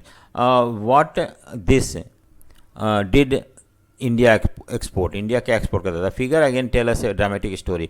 While exporters of manufacture decline rapidly, exports of, देखो पहले क्या था कि हम जो थे मैन्युफैक्चर गुड को एक्सपोर्ट करते थे, तो वो सही था हमारे लिए क्योंकि हेल्प करता था हमें गोल्ड अर्न करने में। लेकिन अब क्या था कि एक्सपोर्ट ऑफ फिनिश गुड जो था डिक्लाइन होना शुरू हो गया, बना हुआ कपड़ा वगैरह भी डिक्लाइन होना शुरू हो गया, और रॉ मटेरियल जो इंडिया से एक्सपोर्ट होना शुरू हो गया। Between 1812 to 1871 share of raw material, raw cotton जो था एक्सपोर्ट रोज 5% टू 35%। देखो कितना ज़्यादा एक्सपोर्ट रॉ कॉटन रुई शुरू हो गया एक्सपोर्ट करना। Indigo use for dyeing cloth was another important export for many decade. तो ये दो चीज़, इंडिगो और इंडिगो एक तरह से नील की खेती होती है जहाँ पे नील की खेती होती है, ठीक है, तो उसको भी वहाँ पे डिमांड बढ़ना शुरू हो गया, ठीक है। सो अब हम देखते हैं कि यहाँ पे कॉटन और आपका इंडिगो का एक्सपोर्ट बढ़ना शुरू हो गया, और फिनिश गुड जो थे बने हुए चीज़ों का एक्सपोर्ट कम होना शुरू हो गया, ठीक है। And as you have read last year, opium shipment to China grew rapidly from 1820 to become for a while India single largest export। Opium भी एक्सपोर्ट होना बहुत ज़्यादा शुरू हो गया, और सबसे ज़्यादा एक्सपोर्ट ओपियम का होता था क्योंकि ओपियम जो था वो ब्रिटिश के लिए बहुत प्रॉफिटेबल था। British grew opium in India and exported it to China, and with the money they earn, वहाँ से टी खरीदते थे, and then they take it tea to their own country and sell it. So in this business also they made lot of profit.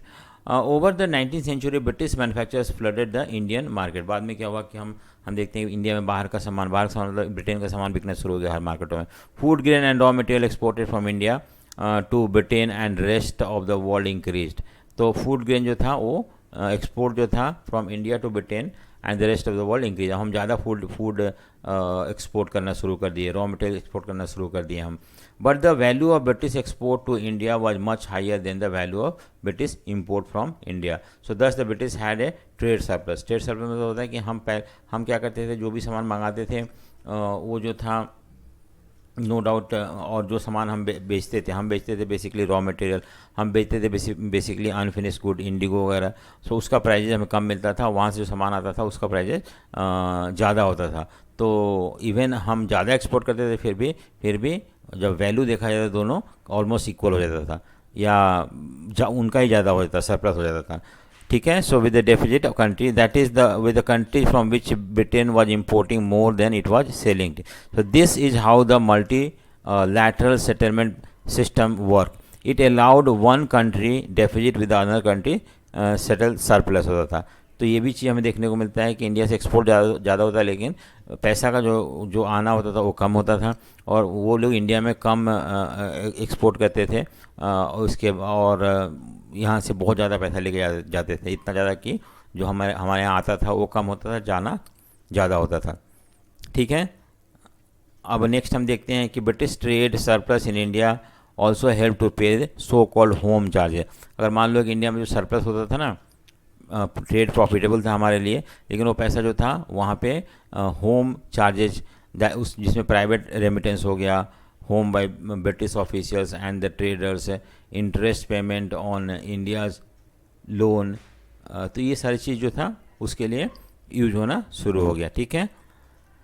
अब हम next करते हैं third पे move कर रहे हैं, थर्ड पार्ट पे, द इंटर वार पीरियड। यहाँ पे हम बात कर रहे हैं 1918 में फर्स्ट वर्ल्ड वॉर खत्म हो गया था और 1939 में सेकेंड वर्ल्ड वॉर शुरू हो गया था।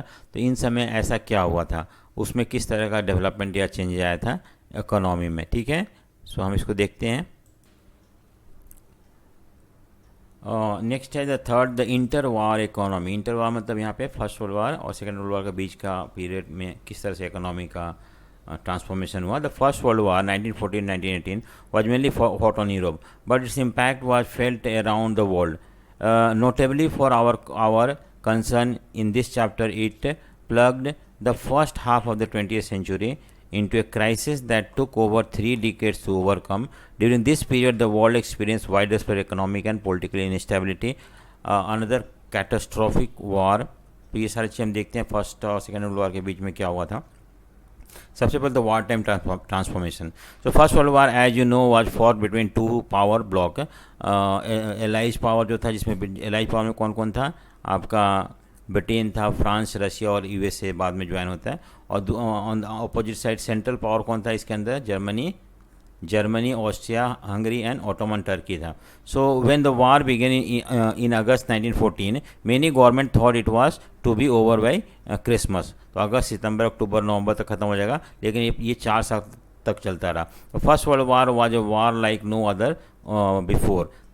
ऐसा वार कभी नहीं लड़ा गया था। Fighting involve the world leading industrial nation which now harness the vast power of modern industry to inflict the greatest possible destruction. तो उनके इंडस्ट्रियल डेवलपमेंट हो चुका था सारे इन कंट्रीज के बीच में, तो उन्होंने अपनी इंडस्ट्री को यूज़ करना शुरू किया जिससे कि सामने वाले को बहुत बुरी तरह हरा सके। द वार वाज दस द फर्स्ट मॉडर्न इंडस्ट्रियल वार। तो एक तरह से हम इसको इंडस्ट्रियल वार भी बोल सकते हैं। It saw the use of machine gun, truck, aircraft, chemical weapon etcetera, ये सारी चीज़ यूज होने लगी इस वार में, ठीक है, पहली बार ऑन द मैसिव स्केल। सबसे बड़ी बात है कि एक दो नहीं, कहीं कहीं इंसिडेंट नहीं, सब जगह ज़्यादा यूज होना शुरू हो गया। These were all increasingly product of modern large scale industry. और सारी इंडस्ट्री में बनने लगे थे। To fight the war millions of soldiers had to be recruited. बहुत सारे सोल्जर्स को रिक्रूट मतलब अपॉइंट करना था, जिनको भेजना था लड़ाई के लिए। And move to the front line on the large ships and trains. The scale of death and destruction, 9 million dead and 20 million injured, were unthinkable before the industrial age without the use of industrial arms. तो देखो इतने सारे लोग मारे गए, क्यों मारे गए? क्योंकि इंडस्ट्रियल डेवलपमेंट हुआ था, इंडस्ट्री से, लार्ज इंडस्ट्री से बहुत सारे वेपन बनाए जाते थे और वो वेपन जो है यूज होने लगा वार में, ठीक है। तो इससे बहुत सारे लोग मारे गए। Most of the kill and the maimed were men of working age. आमतौर पर वर्किंग एज लोगों को मारे गए।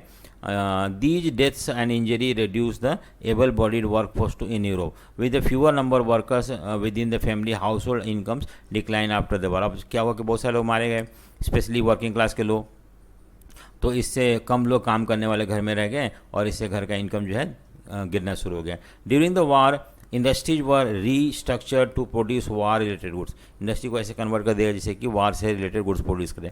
Entire societies were also recognise reorganise for war. As men went to battle field, women stepped in the undertake job that earlier only men were expected to do. So क्या हुआ change है कि पहले main जो थे बाहर काम करते, घर औरतें जो थी घर में काम करती थी, अब वो चेंज हो गया। मेन जो है वार पे चले गए, औरतें उनकी जगह ले ली और बाहर जाकर काम करना शुरू कर दिया। तो ये चेंज आया वर्किंग कंडीशन में। The war led to the snapping of economic link between some of the world largest economic power which were now fighting each other to pay their for them.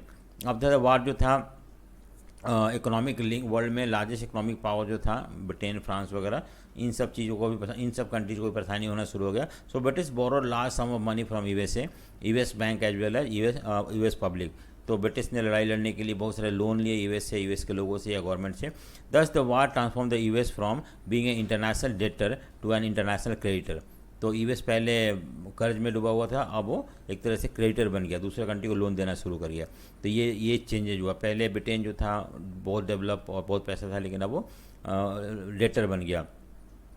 In other words, at the war end, the USA and its citizen owned more overseas assets than foreign government and citizen owned in USA. तो अब इस लोगों का ज़्यादा investment हो गया दूसरे country में USA के, और USA का लोग जो थे वो पहले से बेटर हो गए। सो पोस्ट वार रिकवरी, जब वार हो गया तो उसके बाद क्या हुआ, उसके बाद देखने पोस्ट वार रिकवरी क्या था। पोस्ट वार इकोनॉमिक रिकवरी जो था prove difficult. British, which was the world leading economy in the pre-war period, in particular faced a prolonged crisis. British में प्रॉब्लम शुरू हो गया, क्राइसिस शुरू हो गया। While Britain was preoccupied with war, industries had developed in India and Japan.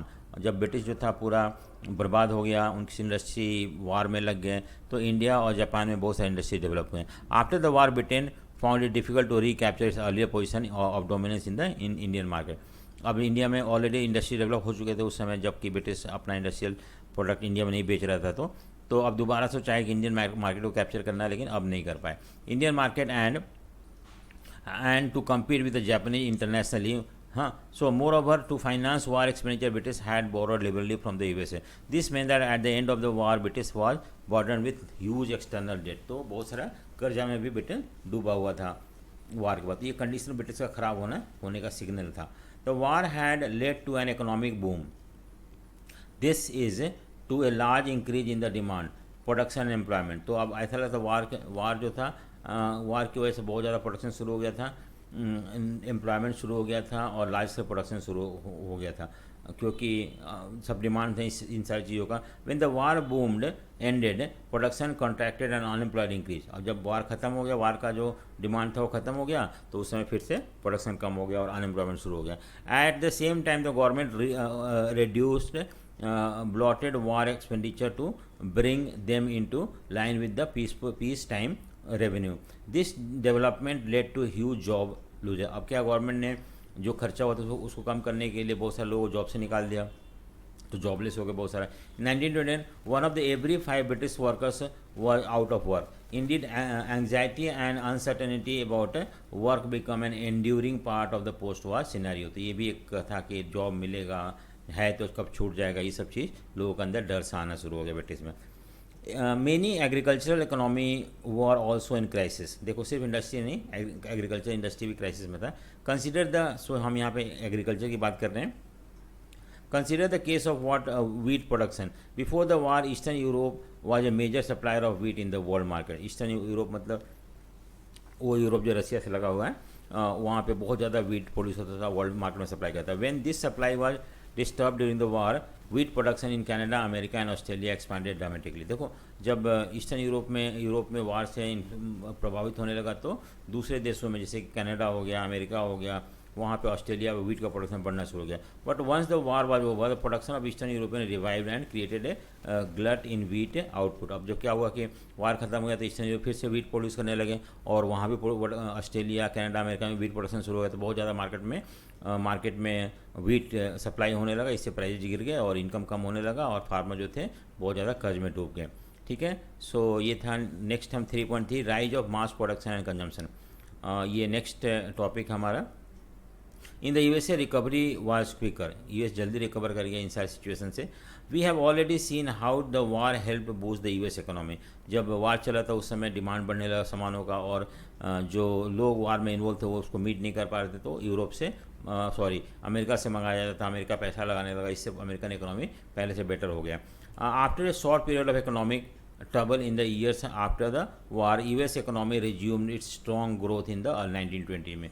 US economy बहुत develop हो गया, बहुत ज़्यादा रिवाइव किया। One important feature of US economy 1920 was the mass production. अब यहाँ पर प्रोडक्शन जो था धीरे धीरे नहीं, मास प्रोडक्शन, बहुत सारे लार्ज स्केल पे प्रोडक्शन शुरू हो गया।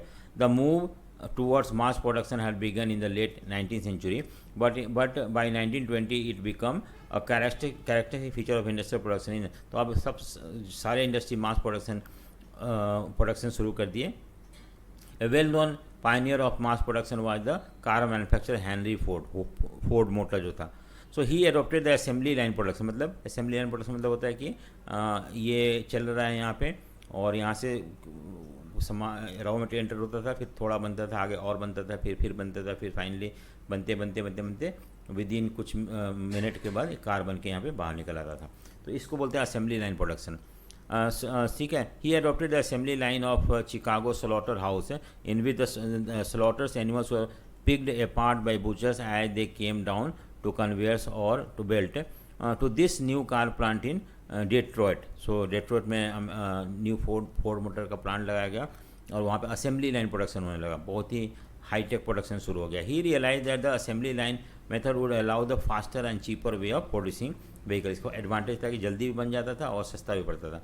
The assembly line force worker to repeat a single task mechanically and continuously, और इससे क्या हो जाता है, वो स्पेशलाइज हो जाते थे, और फिर एक ही काम बार बार करते करते बिना कोई अटेंशन के वो काम कर लेते थे। जो कि such a fitting of particular part of a car, जैसे मान लो हैंडल कहीं, जैसे कि यहाँ पे कहीं हैंडल फिट हो रहा है, यहाँ पे स्टीयरिंग फिटिंग किया जा रहा है, यहाँ पे व्हील फिट हो रहा है, यहाँ पे उसको कोई और चीज़ की फिटिंग हो रही है, तो इस तरह से इसको बोलते हैं असेंबली एंड फाइनली वो कार बन के बाहर आ जा रहा है। ठीक है, so this was the way of increasing the output per workers by speeding up the pace of work. तो इस बेल्ट को हम और ज़्यादा फास्ट कर देंगे, जल्दी काम हो जाएगा। Standing in front of the conveyor belt, no workers could afford to delay the motion. अगर मान लो एक वर्कर्स यहाँ काम कर रहा है, तो उसका जो टर्न है तो उसे उसमें स्टीयरिंग लगाना है, और 2 मिनट टाइम में उसको कन्वेयर बेल्ट आगे मूव कर जाएगा। सो 2 मिनट के अंदर ही उसे बेल्ट को फिट करना है। तो इस तरह से वर्कर्स जो थे रिलैक्स नहीं हो सकते थे, could afford to delay. take a break or even have a friendly word with a workman. As a result, the Henry Ford car came off the assembly line in 3 minute interval. देखो सिर्फ 3 minute में car बन के आ जाता था, और speed much faster than that achieve by the previous method. So the T model Ford was the world first mass production car. So पहली बार हम देखते हैं, पहली बार मास प्रोडक्शन कार शुरू हो गया, जो असेंबली लाइन प्रोडक्शन था, जिसमें कि कन्वेयर बेल्ट होते थे और हर जगह पे कुछ इंटरवल पे वर्कर्स रहते थे, और जब वहाँ पे वो अनफिनिश्ड कार आता था तो वहाँ पे जो फिटिंग करना था वो वर्कर करता, फिर आगे चला जाता, आगे दूसरे करते थे, कहीं लाइट लग रहा है, कहीं कुछ लग रहा है. अब 3 मिनट के अंदर एक गाड़ी बन के कार बन के बाहर आ जाता था. At first workers at the Ford factory were unable to cope with the stress of working on assembly line in which they could not control the pace of the work. देखो इतना fast और बिना कोई break के काम करना बहुत मुश्किल था. So they quit in large number, तो उन्होंने छोड़ दिया काम कि नहीं होगा. In desperation Ford doubled the daily wages to $5 in January 1914. At the same time, he banned trade union from operating in the plant. अब क्या हुआ कि फोर्ड मोटर ने वर्कर्स को रोकने के लिए अपना वेजेज डबल कर दिया और ट्रेड यूनियन भी बैन कर दिया. पहले हर फैक्ट्री में ट्रेड यूनियन होते थे जो कि इम्पोर्टेंट रोल प्ले करते थे, अब वो ख़त्म कर दिया गया. Henry Ford recovered the high wages by repeatedly speeding up the production line and forcing worker to work even harder. ठीक है. so much so he would soon describe his decision to double the daily wages as the best cost cutting decision he had ever made. तो उसने क्या हुआ कि ज़्यादा कम workers use करना और ज़्यादा पैसे देना उनको, इससे क्या होता था कि काम भी जल्दी होता था और पैसे भी बचते थे. Fordist industrial practices soon spread in USA. अभी धीरे धीरे बाकी इंडस्ट्री में शुरू हो गया. They were also widely copied in Europe in 1920. Mass production lowered cost and prices of engineering good. और इस तरह से जो इंजीनियरिंग गुड्स थे, कार वगैरह, इनके प्राइजेज गिर गए और क्योंकि कॉस्ट ऑफ प्रोडक्शन कम होने लगा. Thanks to higher wages more workers could now afford to purchase durable consumer goods such a car. अब पैसा जब सैलरी बढ़ गया, लोगों को वेजेज बढ़ गए, तो उनके पास भी पैसा होने लगा, तो उन्होंने अब वो कार खरीदने लगे या ऐसे बहुत सारे ड्यूरेबल फ्रिज वगैरह खरीदना शुरू कर दिए. Car production USA rose to from 2 million in 1990 to 5 million. 9 सालों में, 10 सालों में देखते हैं 4 मिलियन कार प्रोडक्शन बढ़ गया और डिमांड भी था. Similarly there was a spurt in the purchase of refrigerator हो गया, वॉशिंग मशीन हो गया, रेडियो हो गया, ग्रामोफोन, इस सब का भी डिमांड बढ़ना शुरू हो गया जब लोगों का इनकम बढ़ना शुरू हो गया. तो credit ability in weekly and monthly install. अब वहाँ पे सामान जो था हम इंस्टॉलमेंट में भी खरीद सकते थे और ये भी एक फैसिलिटी था. The demand for refrigerator, washing machine etcetera was also fuelled by a boom in the house construction and home ownership finance once again by loan. तो वहाँ पे घर बनना शुरू हो गया, अपार्टमेंट बनना शुरू हो गया, और जब लोगों ने इस तरह के अपार्टमेंट लेना शुरू कर दिया तो वहाँ पे उन्होंने ये वॉशिंग मशीन, रेफ्रिजरेटर वगैरह का डिमांड भी बढ़ना शुरू हो गया. The housing and the consumer boom in 1920 created a basis of prosperity in USA. इसकी वजह से धीरे धीरे यूएसए तरक्की करना शुरू हो गया. Large investment in housing and household goods seems to create a cycle of higher employment. जब ज़्यादा पैसा इन्वेस्ट होने लगा कंस्ट्रक्शन में, हाउसिंग में, तो एम्प्लॉयमेंट भी बढ़ा, इनकम भी बढ़ा, कंजम्पशन लेवल भी बढ़ा, मोर इन्वेस्टमेंट हुआ और इस तरह से इकोनॉमी इंक्रीज होना शुरू हो गया. In 1923, the US resumed exporting capital to rest of the world and become the largest overseas lender. तो इस तरह से उन्होंने पैसा वगैरह बाहर दूसरे कंट्री में लगाया और इतना ही नेबल कि उन्होंने इन्वेस्टमेंट भी किया दूसरे कंट्री में, तो उस समय वर्ल्ड में सबसे लार्जेस्ट एक्सपोर्टर बन गया था यूएसए. देखो नेक्स्ट है क्या कि important European recovery and world trade and the income growth over the next 6 years. So at this, however, proved too good to last. In 1929, the world would be plunged into a depression.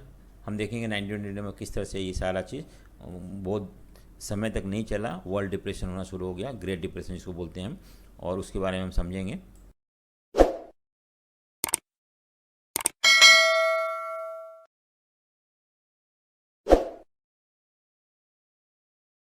Depression began around 1929 and lasted till the mid 1930s.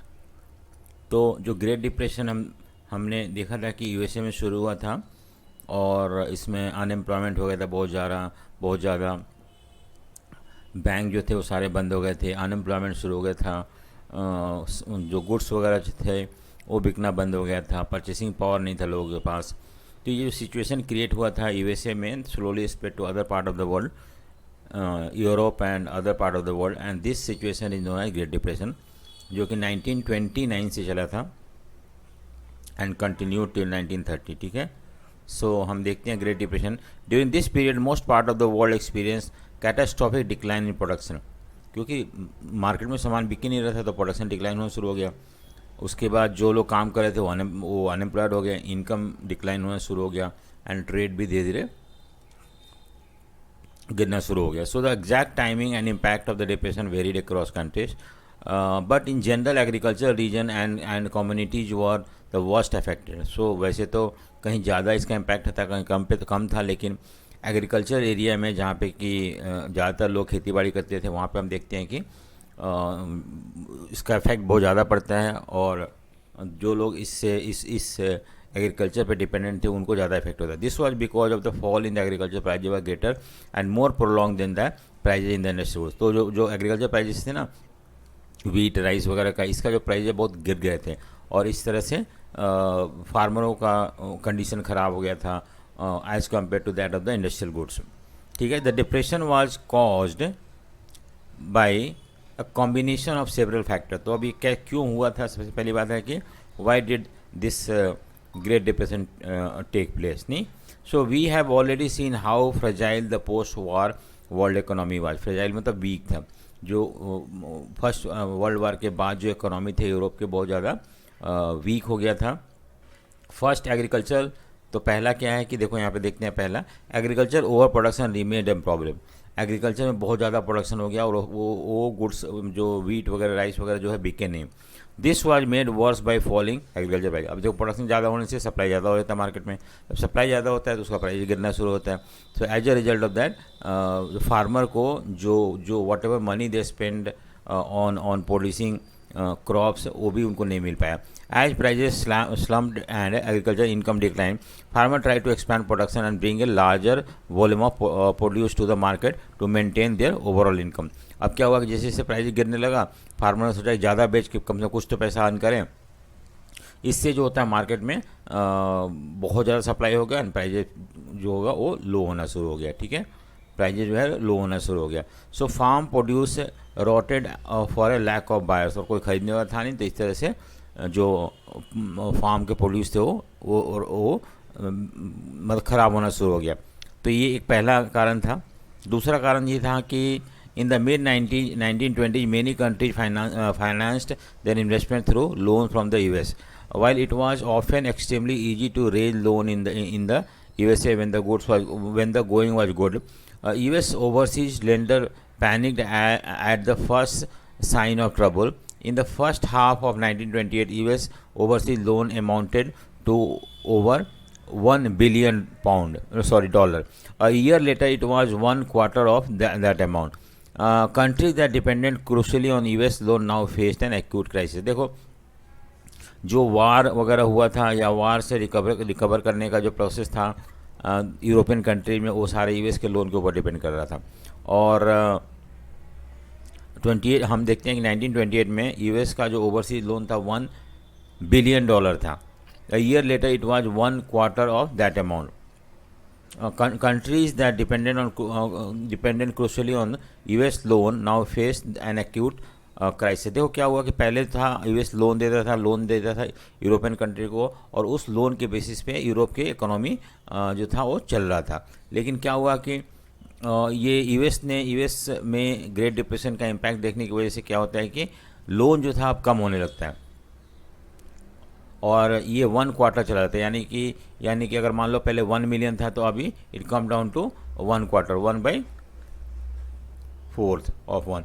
तो इस तरह से हम देखते हैं कि 25% ही loan अब बाहर की कंट्री को मिलने लगा, और इससे उन सारे कंट्रीज में क्रेडिट का प्रॉब्लम होना शुरू हो गया, एंड वहाँ पे भी डिक्लाइन होना शुरू हो गया economy. The withdrawal of US loan affected much of the rest of the world, though in different way. कैसे? In Europe it led to failure of some of the major bank. अब जब loan Europe से America से मिलना बंद हो गया तो यूरोप में जितने बहुत सारे बैंक थे उनका वो क्रैश होना शुरू हो गया. कोलैप्स ऑफ करेंसीज, ऐसा चाहे ब्रिटेन पाउंड स्टेलिंग कोलैप्स होना शुरू हो गया। देखो लोन ना मिलने की वजह से। इन लेटिन अमेरिका, ये तो यूरोप में था, ब्रिटेन में। लेटिन अमेरिका में क्या हुआ, लेटिन अमेरिका में जो था and elsewhere it intensified the slump in agriculture and raw material prices. The US attempt to protect its economy in the depression by doubling import duties also dealt another severe blow to the world। अब देखो US ने क्या किया कि उनके यहाँ सामान बहुत ज़्यादा डंप ना हो जाए, बहुत ज़्यादा सामान इंपोर्ट ना हो जाए, जिसकी वजह से उनके कंट्री में प्राइस गिरना शुरू कर दे। तो उन्होंने बहुत सारे ड्यूटी लगाना शुरू कर दिया कि अब यूएस में कोई भी सामान आएगा तो उस पर कस्टम ड्यूटी लगाया जाएगा, जिससे कि डबल कर दिया कस्टम ड्यूटी, जिससे कि बाहर का सामान यूएस में ना आ पाए। अगर आता भी तो बहुत महंगा बिकेगा। तो इस तरह से यूएस ने प्रोटेक्ट करना शुरू कर, तो बाहर का सामान यूएस में बिका नहीं, आ नहीं पाया। अगर वहाँ पे सेल हो जाता ये सारे प्रोडक्ट तो ऑटोमेटिकली कुछ पैसा मिल पाता जो लोगों ने ये सारे क्रॉप्स उगाए हैं या गुड्स प्रोड्यूस करे हैं, तो ये भी नहीं हो पाया। तो यूएस ने जो अपना प्रोटेक्टिव पॉलिसी फॉलो किया उसकी वजह से हम देखते हैं कि ये डिप्रेशन धीरे धीरे और ज़्यादा सीवियर होते गया। The US was also the industrial country most severely affected by the depression. US भी एक इंडस्ट्रियल कंट्री था, उसको भी बहुत ज़्यादा इफेक्ट हुआ था। With the fall in the price and prospect of depression US bank had also slashed domestic lending and called back loan. तो यूएस ने भी वही काम किया। यूएस में जो बैंक थे उन्होंने क्या किया कि लोन देना बंद कर दिया, क्योंकि उनको लग गया था कि डिप्रेशन आना शुरू हो रहा है, मंदी शुरू हो रहा है, और उन्होंने अपना लोन को भी कम करना शुरू कर दिया, या जो लोन दिया था वो मांगना शुरू कर दिया। Farms could not sell their harvest, household were ruined. अब देखो जो फार्म ने जो भी क्रॉप्स ग्रो किए थे वो बेच नहीं पाए, हाउस होल्ड जो थे वो खरीद नहीं पाए, उनको पैसा नहीं था, बिजनेस कोलैप्स हो गया। Faced with the falling income, many households in USA could not repay what they had borrowed and were forced to give up their loans, cars and other consumer durable. तो इस तरह से जो लोग भी ने कर्जे पे लोन लेके सामान खरीदा था वो सारे उनको हैंड ओवर कर देना पड़ा। इस तरह से हम देखते हैं कि सिचुएशन वर्स होते गया। The consumerist prosperity in 1920 now disappeared in puff of dust. और जो कंज्यूमर गुड्स का जो बूम हुआ था वहाँ पे बहुत सारे लोग कंज्यूमर गुड खरीदना शुरू हुए थे, वो धीरे धीरे बंद होना शुरू हो गया। As unemployment soared people trudged long distance looking for any work they could find. Ultimately in US banking system itself collapsed। धीरे धीरे हम देखते हैं कि लोग लाइनों में खड़े होते थे नौकरी मतलब जॉब के लिए, लेकिन वो भी नहीं मिलता था उनको।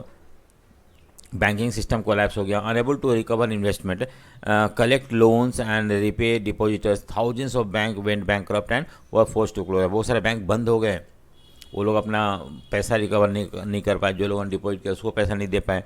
The number are phenomenal। 1930 4,000 banks closed and between 1929 to 32 1,10,000 companies had collapsed। देखो कितने क्या इम्पैक्ट पड़ा था ग्रेट डिप्रेशन का। By 1935 the modern economic recovery was under way in most industrial country, but the great depression wider effect on the society, politics and international relation and on people's mind prove more enduring. लेकिन जो लोगों के दिमाग पे इसका जो असर था वो बहुत दिन तक चलता रहा, इंटरनेशनल पॉलिटिक्स या सोसाइटी पे। धीरे धीरे रिकवर होना शुरू हो गया। इंडिया को कैसे अफेक्ट हुआ था ग्रेट डिप्रेशन के बारे में। So India and the great depression के बारे में देखते हैं कि India, how did great depression affect India. If you look at the impact of the depression on India we realize how integrated global economy had become by the early 20th century. The tremor of a crisis in one part of the world was quickly relayed to the other part, affecting lives, economy and society worldwide। देखो क्या हुआ कि इसका ये हमें देखने को मिलता है कि इसका इम्पैक्ट इंडिया पे भी देखने को मिलता है, और इससे हम ये रियलाइज होते हैं कि कहीं भी वर्ल्ड इकोनॉमी कितना इंटीग्रेटेड हो गया था, जिससे कि एक पार्ट में कोई भी डिस्टर्बेंस होता था इकोनॉमी में तो उसका इम्पैक्ट दूर इंडिया तक भी पड़ सकता था, चाइना तक भी पड़ सकता था। ठीक है। इन the 19th century you have seen colonial India had become an exporter of agricultural goods and importer of manufactured goods। हमने देखा है पहले कि इंडिया पहले जो था बहुत पहले एक्सपोर्ट करता था फिनिश गुड, अब रॉ मटेरियल एक्सपोर्ट करना शुरू कर दिया है ब्रिटिश के समय, और हम इंपोर्ट करने लगे थे manufacture good. The depression immediately affected India state. India export and import nearly half between 1928 to 34। देखो इस दौरान जब ग्रेट डिप्रेशन वर्ल्ड में हुआ था उस समय इंडिया का एक्सपोर्ट जो है एक्सपोर्ट और इम्पोर्ट जो था करीब हाफ हो गया था। हमारा एक्सपोर्ट भी कम हो गया था, इंपोर्ट भी कम हो गया था। As international prices crash, the prices in India also plunged between 1928 to 1934 wheat prices in India fell by 50%। यहाँ पे भी क्रॉप्स का प्रोडक्शन था कम होना शुरू हो गया। Peasants and farmer suffer more than urban dweller, जो लोग गांव में रहते थे, जिनका मेन ऑक्यूपेशन एग्रीकल्चर था, उन लोग ज़्यादा सफर हुए क्योंकि एग्रीकल्चर प्राइस जो है वो गिरना शुरू हो गया। Though agriculture price fell sharply, the colonial government refuse to reduce revenue demand, peasants producing for the world market were the worst hit. अब क्या था कि जब प्राइसेज कम हो गए तो ब्रिटिश गवर्नमेंट को कम रेंट लेना चाहिए, लेकिन ब्रिटिश गवर्नमेंट है कि नहीं, हमें उतना ही रेंट चाहिए, और इससे उनका कंडीशन और ख़राब हो गया। कंसीडर जूट प्रोड्यूशन इन बंगाल, सर एग्जाम्पल लेते हैं हम जूट प्रोड्यूस का, बंगाल में क्या हुआ था। So they grew raw jute that was processed and factory for export in the form of gunny bag, but as gunny export collapsed, the prices of raw jute crashed more than 60%. Peasants who borrowed in the hope of better income or to increase output in the hope of higher income faced ever lower prices and fell deeper and deeper into debt. तो क्या हुआ कि jute का demand, jute gunny bag का demand gunny bag export किया था India से, तो जो बंगाल के पीजेंट्स थे उन्होंने लोन वगैरह लेके जूट प्लांट किया था इंडिया में बहुत सारा, और जब प्राइसेस गिर गया इंटरनेशनल मार्केट में और इवन इंडिया में भी, तो उस समय क्या हुआ कि इन लोग अपना सामान बेचे, बहुत सस्ते में बेचना पड़ रहा था। इसकी वजह से उनका जो उन्होंने पैसा लगा रहा था इस चीज़ को उगाने में, वो भी रिकवर नहीं कर पाया और कर्जे में डूब गया, और इस तरह से हम देखते हैं कि पूरा जो जूट इंडस्ट्री था वो करीब करीब रूइंड हो गया।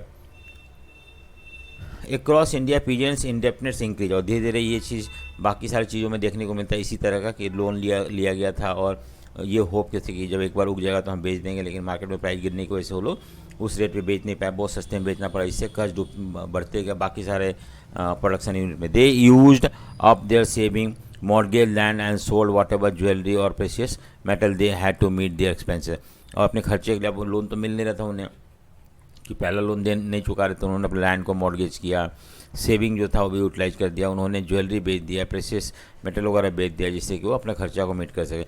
In these depression years India became exporter of precious metal notably gold, और इस समय इंडिया था एक्सपोर्ट करना शुरू कर दिया गोल्ड, जो कि ठीक है। The famous economist John Maynard Keynes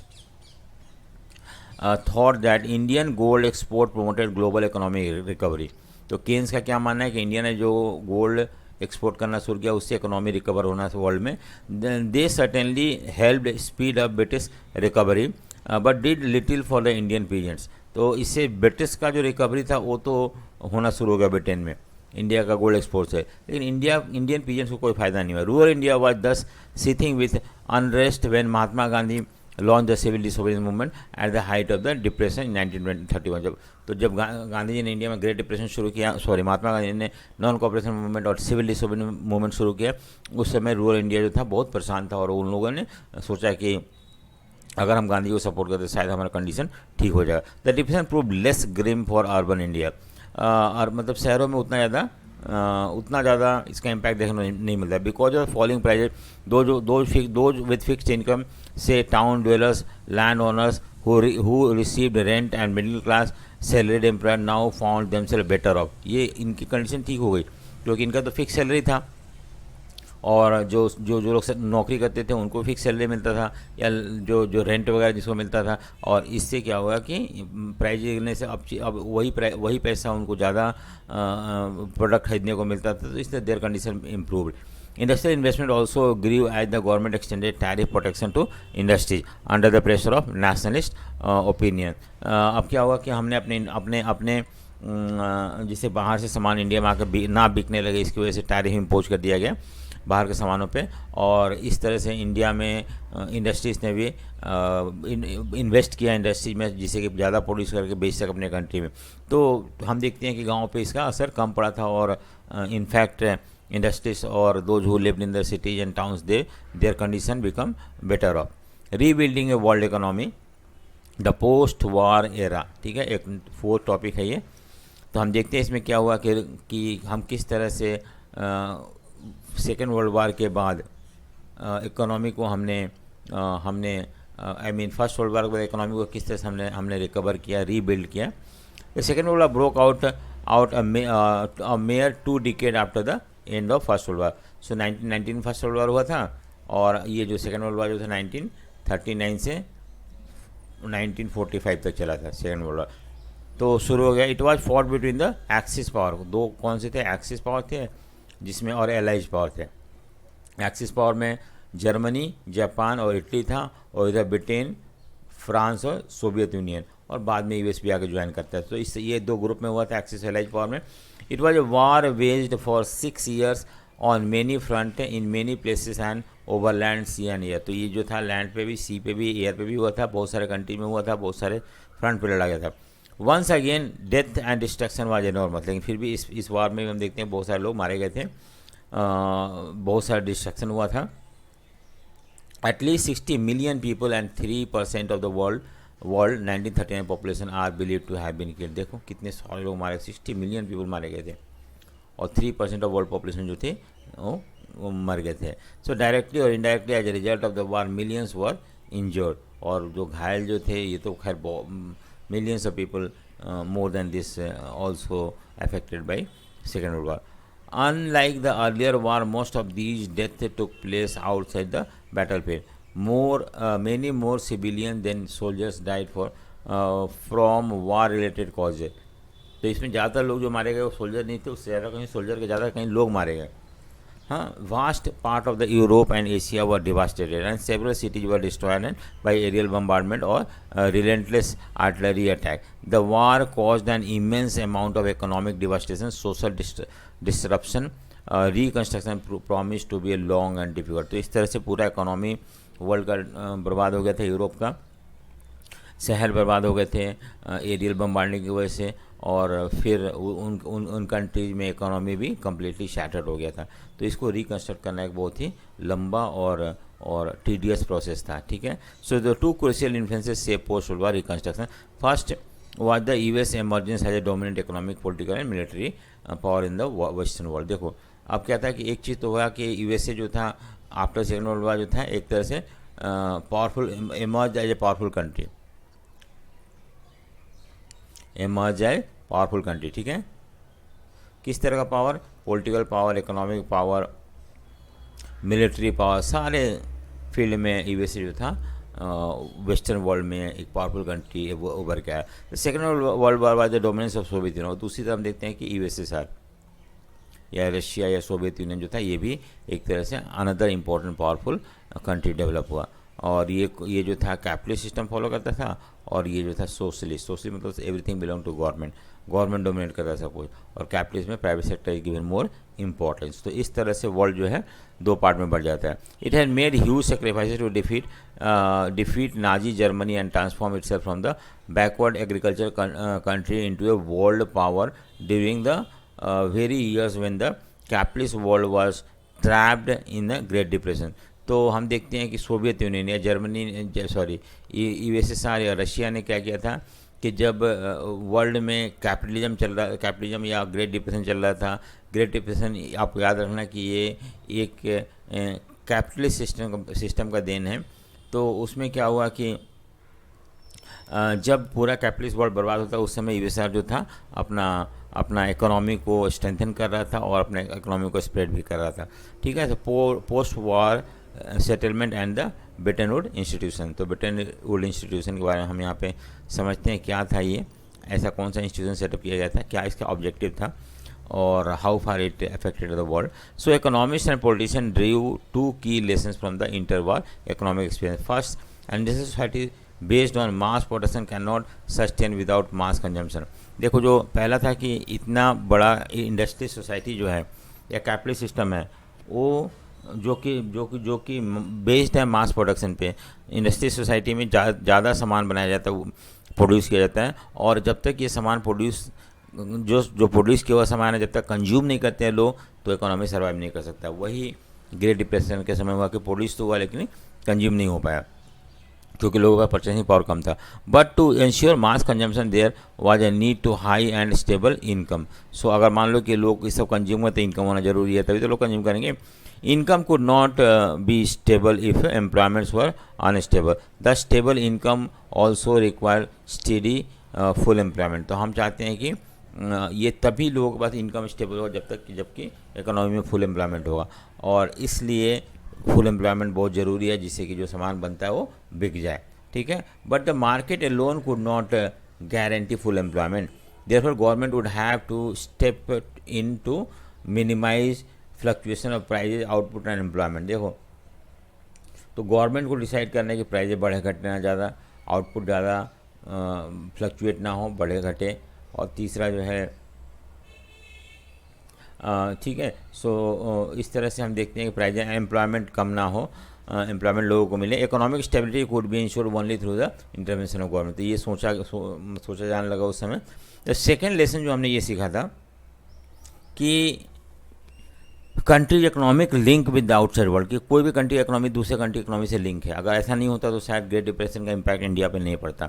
the goal of full employment could only be achieved if the government had power to control flow of goods, capital, labour. और गवर्नमेंट को कंट्रोल करना चाहिए कि उनके इकोनॉमी में कितना फ्लो ऑफ कैपिटल होना चाहिए, गुड्स होना चाहिए, लेबर होना चाहिए. जब तक गवर्नमेंट कंट्रोल नहीं है तब तक जो है हम देखते हैं कि इस तरह का सिचुएशन फेस करना पड़ेगा, ठीक है. Thus in brief the main aim of the post world war international economic system was to preserve economic stability and full employment in the industrial world. तो अब यही मेन एम था कि किसी भी तरह से हम इकोनॉमिक स्टेबिलिटी लेके आना वर्ल्ड में और एम्प्लॉयमेंट क्रिएट करना है.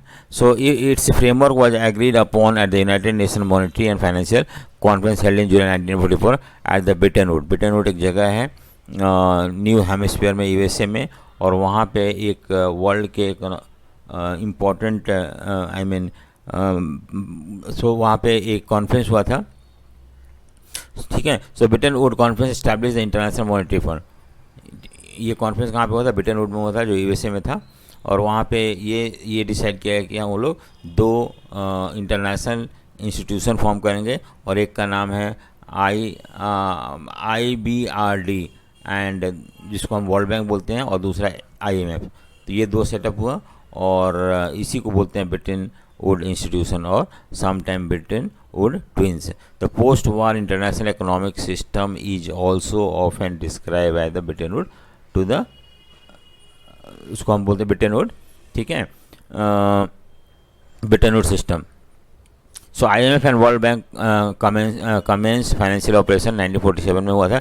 Decision making of these institution control by western industrial power. The USA has an effective right of veto over the IMF and world bank. तो इसमें ज़्यादातर डिसीजन जो होता है US का डिसीजन होता है, क्योंकि USA को वीटो पावर है, क्योंकि USA ज़्यादा कंट्रीब्यूट करता है इन सारे इंस्टीट्यूशनों में. और नेक्स्ट इसमें यह है कि the International monetary system is the system linking in national currency and monetary system. The Bretton Woods system was based on the fixed exchange rate. In this system, the national currency, for example, the Indian rupee, were pegged to the dollar at a fixed exchange rate. The dollar itself was anchored to gold at the fixed price, that is $35 पर ounce of gold. तो इस तरह से dollar का जो है price fix कर दिया गया था कि इतने रुपये में इतने डॉलर में 1 आउंस गोल्ड मिल जाएगा. अगर आप $35 देते हो तो you will get 1 ounce gold, ठीक है.